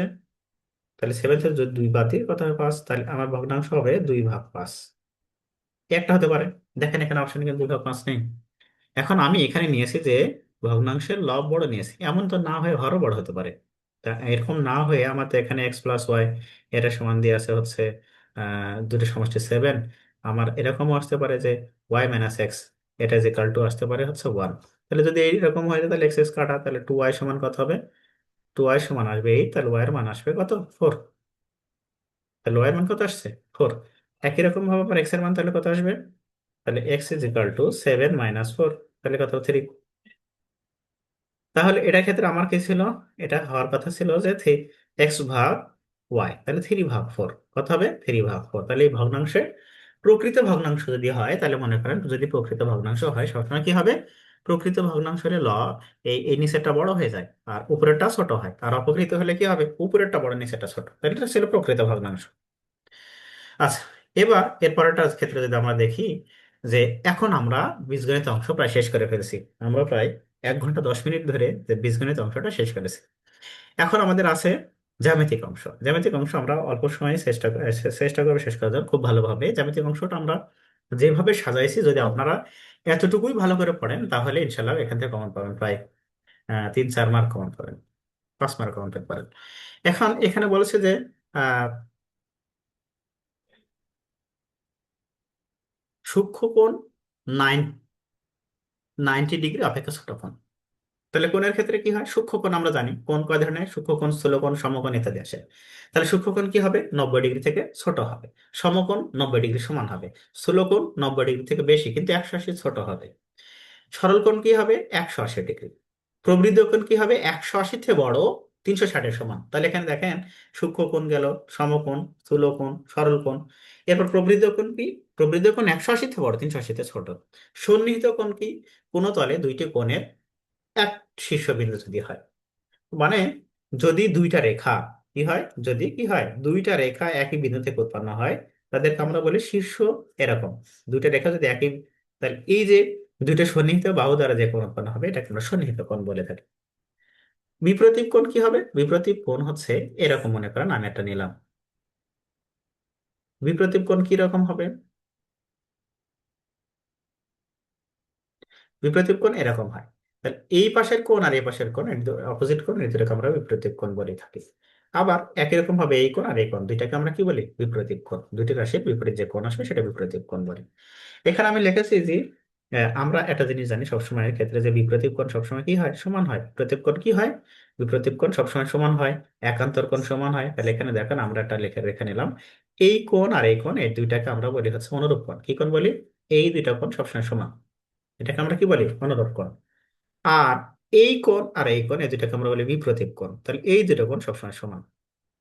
তাহলে যদি এই কোণ, এটা যদি এক্স হয় তাহলে এটাও কি হবে? এক্স হবে। এই দুটাকে আমরা বিপ্রতীপ কোণ বলি। এটা যদি এক্স হয় তাহলে এটাও কি হবে? এক্স হবে। তাহলে বাকি থাকে কি? যদি এটা এক্স হয় তাহলে এটাও এক্স হবে।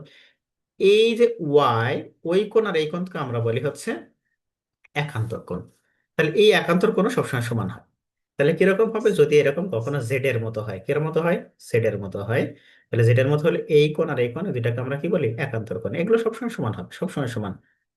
আর যদি কিরকম হয়, এরকম একটি একটি একটি রেখা দ্বারা দুইটি সমান্তরাল বাহু হয়, তাহলে এদেরকে আমরা কি বলি? এগুলোকে বলি আমরা অনুরূপ কোণ। আর বিপরীত কোণ কি? এই দুটো অপোজিট কোণকে আমরা বিপরীত কোণ বলি। তাহলে এখানে যতগুলো বলছি একান্তর কোণ, বিপরীত কোণ, অনুরূপ কোণ, সবগুলো সমান হবে।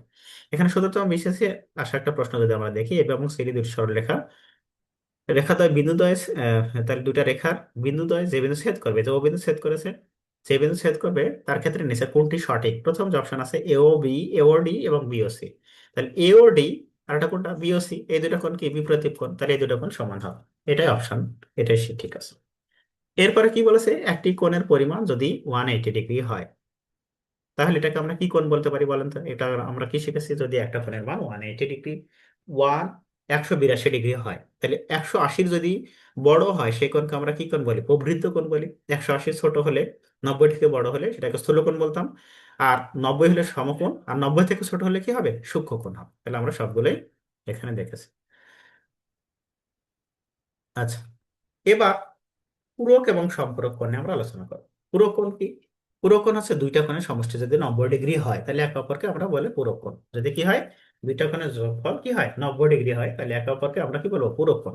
সম্পূরক কোণ কি হবে? যদি দুইটা কোণের সমষ্টি 180, 180 হয়। কত হয়? দুইটা কোণের সমষ্টি যদি 90 ডিগ্রি হয় তাহলে পূরক হবে। যদি দুইটা কোণের সমষ্টি 180 হয় তাহলে তাদেরকে আমরা কি বলবো? সম্পূরক কোণ। একান্তর কোণ আমরা দেখলাম একটু আগে যে একান্তর কোণ কিরকম ছিল। অনুরূপ কোণ কি ছিল সেটা আমরা দেখে ফেলেছি আগে। তাহলে এখানে বলছে একটা কোণের মান তার সম্পূরক কোণের অর্ধেক। তাহলে কি বলেছে?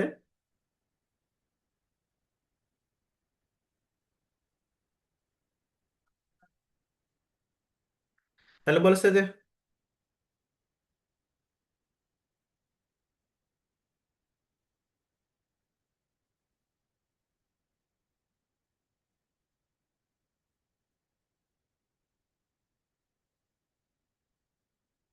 এখানে বলেছে যে একটা কোণের মান তার সম্পূরক কোণের মানের অর্ধেক, অর্ধেকের সমান। তাহলে একটা কোণের মান তার সম্পূরক কোণের অর্ধেকের সমান। তাহলে যদি অর্ধেকের সমান হয় তাহলে এটা ক্ষেত্রে আমরা কি লিখতে পারি?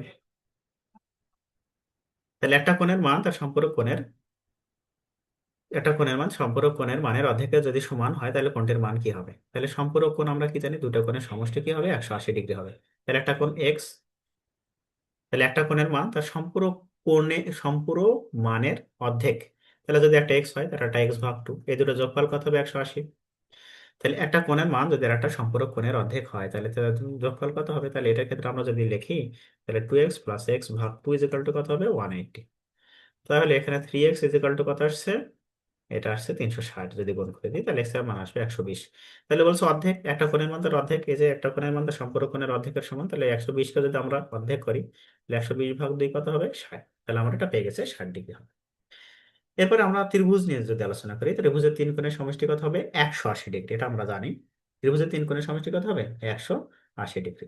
তাহলে ত্রিভুজ নিয়ে যদি আমরা একটু দেখি তাহলে দেখেন এক ত্রিভুজের আমাদের অনেক কিছু জানার আছে। ত্রিভুজের তিন কোণের সমষ্টি 180 ডিগ্রি। ত্রিভুজ কিরকম হয়? এরকম হয়ে যায়, এরকম। তাহলে এই ত্রিভুজ কয় ধরনের হয়? অনেক ধরনের হয়। তা ত্রিভুজের একটা বাহুকে বর্ধিত করলে, এরকম একটা বাহুকে যদি আমরা, এই ত্রিভুজ একটা বাহুকে যদি বর্ধিত করি তাহলে এই যে বর্ধিত করে সেটাকে আমরা কি বলি? বহিঃস্থকোণ বলি। তাহলে যদি বহিস্থ, তাহলে একটা ত্রিভুজের একটা বাহুকে বর্ধিত করলে যে কোণ উৎপন্ন হয় তা ত্রিভুজের এটা কি বলে? বহিস্থ কোণ বলে।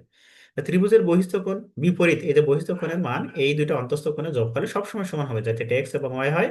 তাহলে এই যে বহিস্থ কোণের মান এটা কি হবে? এই দুইটা অন্তস্থ কোণের সমষ্টির সমান, সবসময় কি হবে? এই দুটার যোগফলের সমান হবে। ত্রিভুজের যে কোনো দুইটা বহিস্থ কোণের সমষ্টি দুই সমকোণ অপেক্ষা কি হবে? বৃহত্তম হবে। আচ্ছা, এরপরে ত্রিভুজের আমরা আরো যদি দেখি তাহলে ত্রিভুজের যে কোনো দুইটা বাহুর মধ্যবিন্দুর রেখাংশ তৃতীয় বাহুর সমান্তরাল এবং দৈর্ঘ্য তার কি হবে? অর্ধেক। তাহলে এটা ক্ষেত্রে কি বলেছে আমরা দেখেন।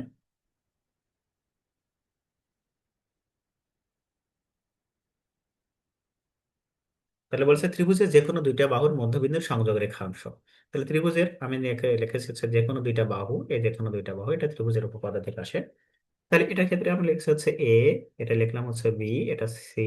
দুইটা বাহু এ বি এবং এ বি এবং এ সি, দুইটা বাহুর মধ্যবিন্দু একটা হচ্ছে ডি আর ই। তাহলে এটার ক্ষেত্রে কি হবে? যদি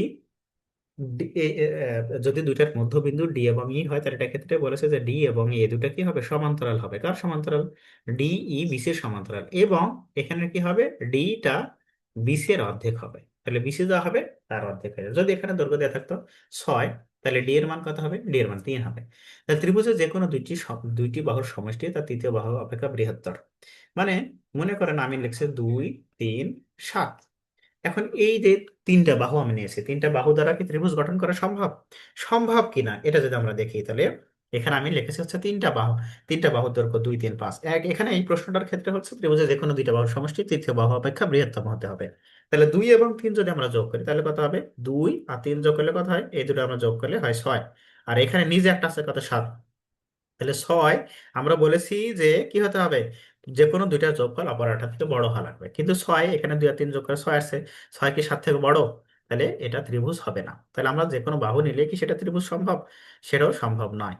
এখানে লেখা হচ্ছে 1, 3 এবং 4। তাহলে এই দুটো যোগ করলে কত হবে? 4। এখানে এ নিজে একটা 4। তাহলে এর সমান হলেও কিন্তু ত্রিভুজ হবে না। কি হতে হবে? বড় হতে হবে। তাহলে 2, 3, 4 নিলাম, এই দুটো যদি যোগ করি তাহলে কত হবে? 5। এর নিচে কত? 4। তাহলে 4 থেকে 5 বড় না? তাহলে কিন্তু এইটা দ্বারা ত্রিভুজ গঠন করা সম্ভব। এর আগে যতগুলো লিখলাম সবগুলো দ্বারা ত্রিভুজ গঠন সম্ভব ছিল না। ত্রিভুজের যে কোনো দুইটা বাহুর অন্তর তৃতীয় বাহু অপেক্ষা ক্ষুদ্রতর হতে হবে। হ্যাঁ, অবশ্যই এটার মতোই ক্ষুদ্রতর।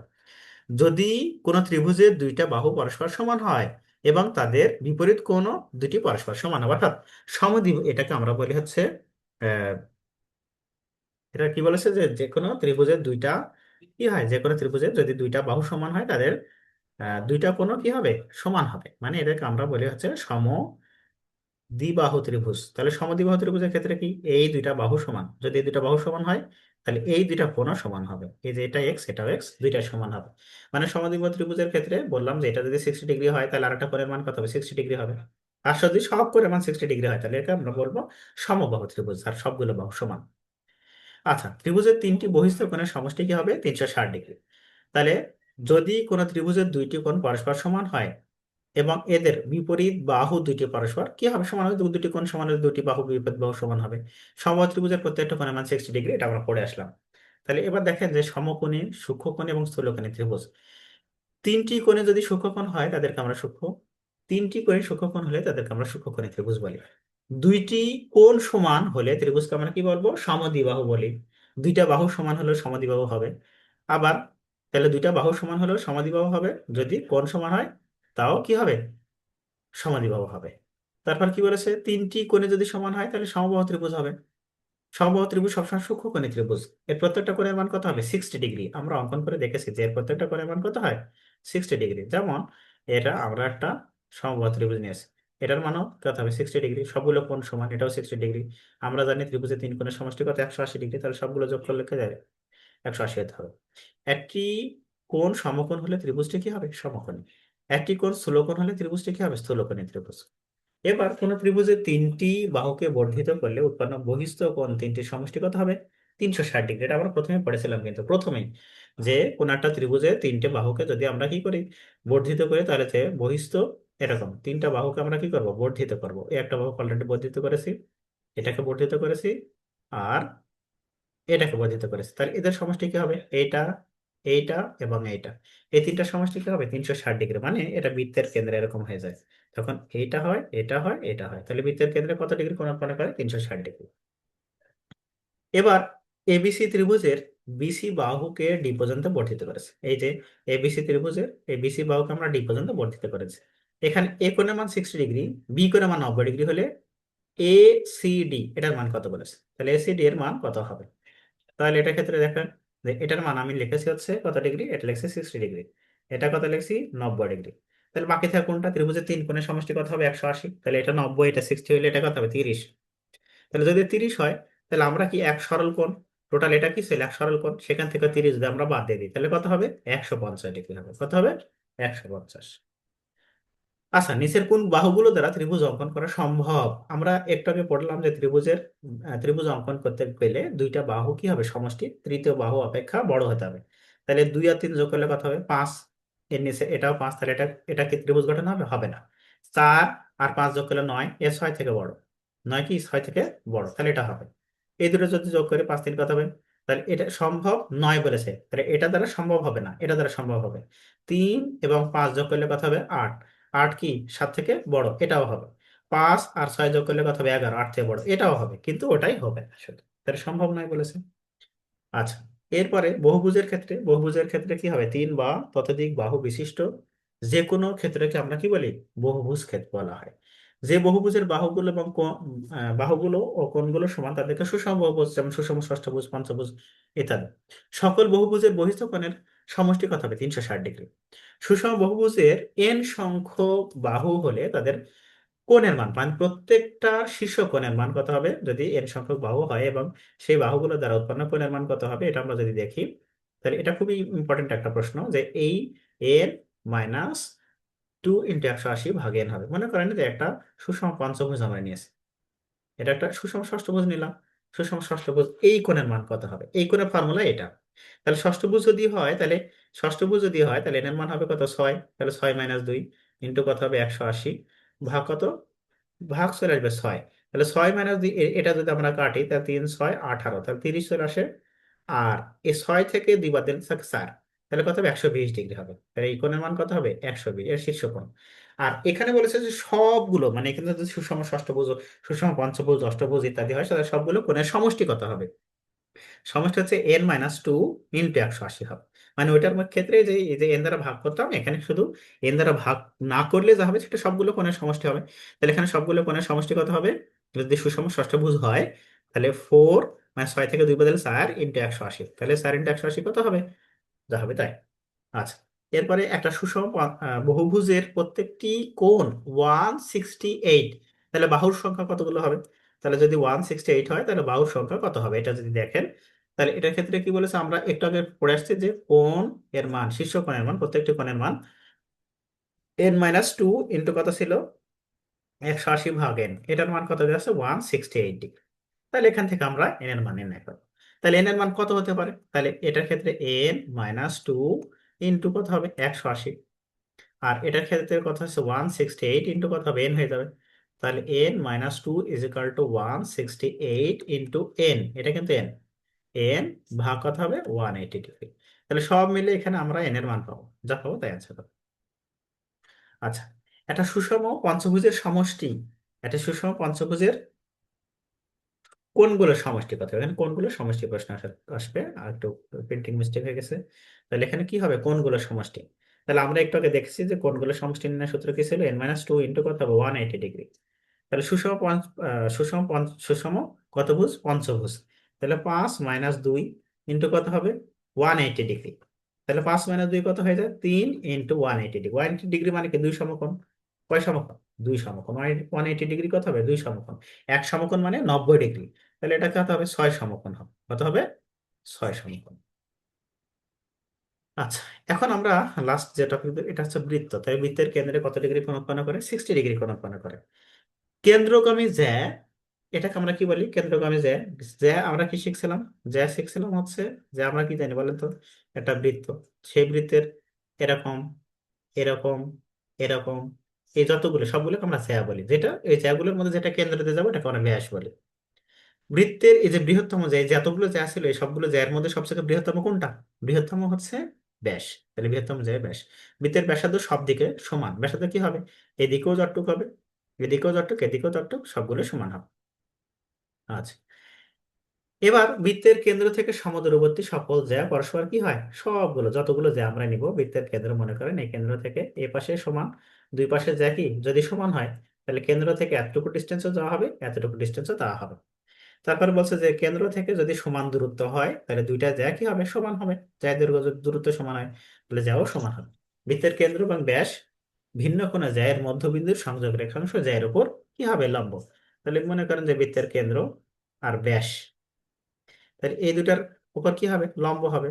তাহলে বৃত্তের যে কোনো জ্যায়ের লম্ব দ্বিখণ্ডক কেন্দ্রগামী, এই যে বৃত্তের যে কোনো জ্যা এর লম্ব দ্বিখণ্ডক অঙ্কিত স্পর্শকের ব্যাসার্ধের উপর কি হবে, লম্ব হবে। তারপরে বৃত্তের কোনো বিন্দুতে একটি মাত্র স্পর্শক আঁকা অঙ্কন করা যায়। বৃত্তের কোনো বৃত্তের উপর কোনো একটা বিন্দুতে আমরা কয়টা স্পর্শক অঙ্কন করতে পারবো, একটা। মানে এরকম একটা বৃত্ত, তার উপর এখানে একটা বিন্দু, তাহলে এখানে কয়টা স্পর্শক অঙ্কন করতে পারবো, একটা। তারপরে এখানে একটা বিন্দু যদি আমরা নিই তাহলে কয়টা স্পর্শক অঙ্কন করতে পারবো, একটা স্পর্শক অঙ্কন করতে পারবো।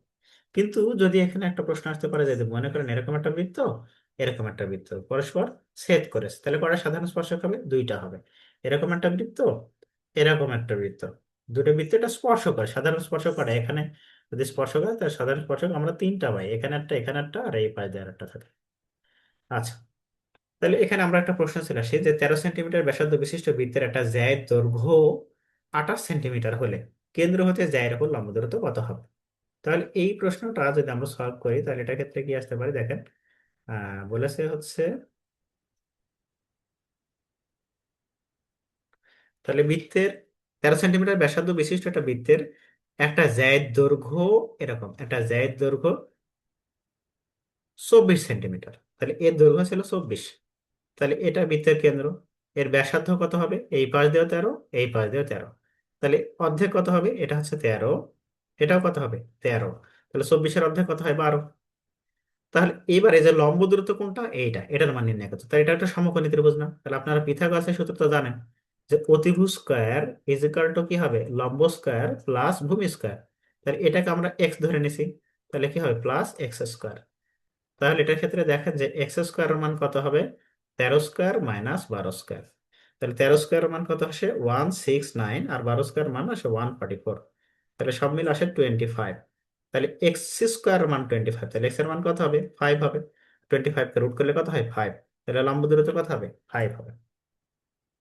আচ্ছা, এবার বৃত্তের একই চাপের উপর দণ্ডায়মান কেন্দ্রস্থ কোণ যুক্তস্থ কোণের দ্বিগুণ হবে, মানে এটা দ্বারা কি বোঝায়, এটা দ্বারা বোঝায় হচ্ছে যে বৃত্তে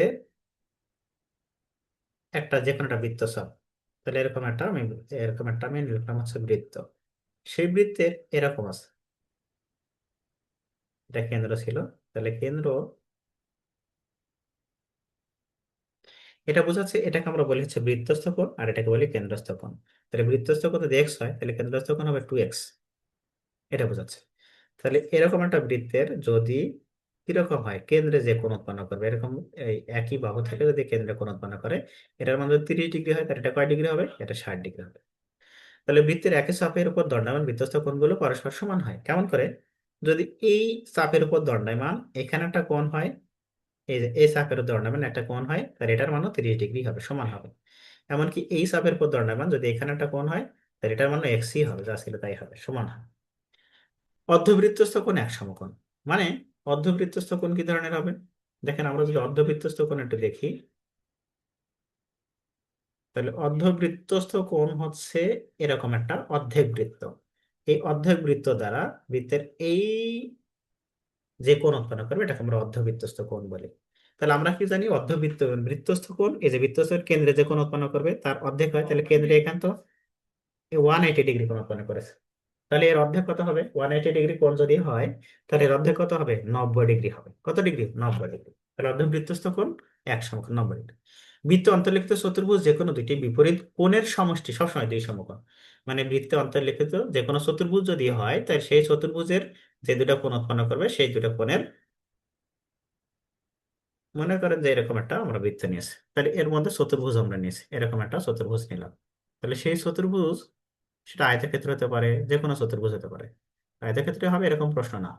এই যে এই বিপরীত দুটা কোণের সমষ্টি, মনে করেন এক্স প্লাস ওয়াই, এই দুটোর সমষ্টি কি হবে, এই দুটোর সমষ্টি সবসময় কি হবে, 180 ডিগ্রি হবে। বিপরীত দুটা কোণের সমষ্টি কত, 180 ডিগ্রি। যদি এটা অন্য কোনো কিছু আছে, মনে করেন যে এটাও এক্স, এটা এক্স না আসে, এটা আসলে জেড আর এটা আসলে টি, তাহলে এটার ক্ষেত্রে কি হবে, জেড প্লাস টি 180 ডিগ্রি। যে কোনো বৃত্ত অন্তর্লিখিত যে কোনো দুইটা চতুর্ভুজের, যে কোনো চতুর্ভুজের কি হবে, বিপরীত কোণের সমষ্টি সবসময় 180 ডিগ্রি। এবার চলে আসেন সমবাহু ত্রিভুজ। তাহলে সমবাহু ত্রিভুজ হলে কি হবে, সবগুলো বাহুর দৈর্ঘ্য কি চলে আসে, সমবাহু ত্রিভুজ মানে হচ্ছে তার সবগুলো বাহুর দৈর্ঘ্য সমান। তাহলে সমবাহু ত্রিভুজ নিলাম, মনে করেন যে এরকম একটা সমবাহু ত্রিভুজ, এর বাহুর দৈর্ঘ্য এ, এই বাহুর দৈর্ঘ্য এ, এই বাহুর দৈর্ঘ্য এ। সবগুলো কোণের মান কত ছিল, 60 ডিগ্রি। এই কোণের মান কত ছিল, 60 ডিগ্রি। এই কোণের মান কত ছিল, 60 ডিগ্রি। এর ক্ষেত্রফল, তাহলে সমবাহু ত্রিভুজের ক্ষেত্রফল নির্ণয় সূত্র কি, √3/4 স্কয়ার। তারপরে হচ্ছে এ বি সি যদি দেয়া থাকে, যে মনে করেন এটা এ, এটা বি, এটা সি, একটা ত্রিভুজের তিনটা বাহুর দৈর্ঘ্য সমবাহু না, সমদ্বিবাহু না, তাহলে ক্ষেত্রফল নির্ণয় সূত্র হবে √s × s - a × s - b × s - c। এই এস কে আমরা কি বলি, অর্ধ পরিসীমা। s = a + b + c/2 লেখা যায়, 3 লেখা, হ্যাঁ 2 লেখা যায়। সমকোণী ত্রিভুজের ক্ষেত্রফল কি, হাফ ইন্টু ভূমি গুণ উচ্চতা। সমদ্বিবাহু ত্রিভুজের ক্ষেত্রফল কি হবে, সমদ্বিবাহু ত্রিভুজ হচ্ছে যার দুইটা বাহু সমান কি, এ মনে করেন যে সমদ্বিবাহু ত্রিভুজ, তাহলে এর এইটা আর এইটা দুইটা বাহু সমান, আর এটা বি হচ্ছে বেস। তাহলে বি হচ্ছে বেস বা ভূমি, তাহলে ভূমি এ আর সমান সমান যে দুইটা বাহু সেটাকে আমরা, সরি ভূমিকে বেস, বেস মানে বেসকে আমরা বি দ্বারা প্রকাশ করি, আর সমান সমান যে দুইটা বাহু এটাকে আমরা এ দ্বারা প্রকাশ করি। তাহলে সমদ্বিবাহু ত্রিভুজের ক্ষেত্রফল নির্ণয় সূত্র কি হবে, b/4 √4 স্কয়ার - b স্কয়ার। তাহলে বি হচ্ছে বেস আর সমান সমান বাহু হচ্ছে এ। আয়তক্ষেত্রের পরিসীমা কি, 2 দৈর্ঘ্য প্লাস প্রস্থ। বর্গক্ষেত্রের একটা কর্ণের দৈর্ঘ্য কি হবে, √2 একটা বাহুর দৈর্ঘ্য। মানে বর্গক্ষেত্রের ক্ষেত্রে কি আসতে পারে, মনে করেন যে আহ, আচ্ছা, এরকম একটা আমি বর্গক্ষেত্রে নিলাম, এটা আয়তক্ষেত্রে হয়ে গেছে, এরকম একটা বর্গক্ষেত্রে নিলাম। তাহলে এই বাহুর দৈর্ঘ্য যদি এ হয়, এটাও এ, এটাও এ, তাহলে এই কর্ণের দৈর্ঘ্য কি হবে, এই কর্ণের দৈর্ঘ্য হচ্ছে a√2। রম্বসের ক্ষেত্রফল কি হবে, হাফ ইন্টু কর্ণাদের গুণফল। একটি সমবাহু ত্রিভুজের বাহুর দৈর্ঘ্য যদি 2 সেন্টিমিটার হয় এবং উচ্চতা 1 সেন্টিমিটার হলে এক্স এর মান নিচে কোনটি। তাহলে বলেছে যে একটা সমবাহু ত্রিভুজের বাহুর দৈর্ঘ্য, বাহুর দৈর্ঘ্য কত, 2 সেন্টিমিটার, এবং উচ্চতা কত দেওয়া আছে, এক্স।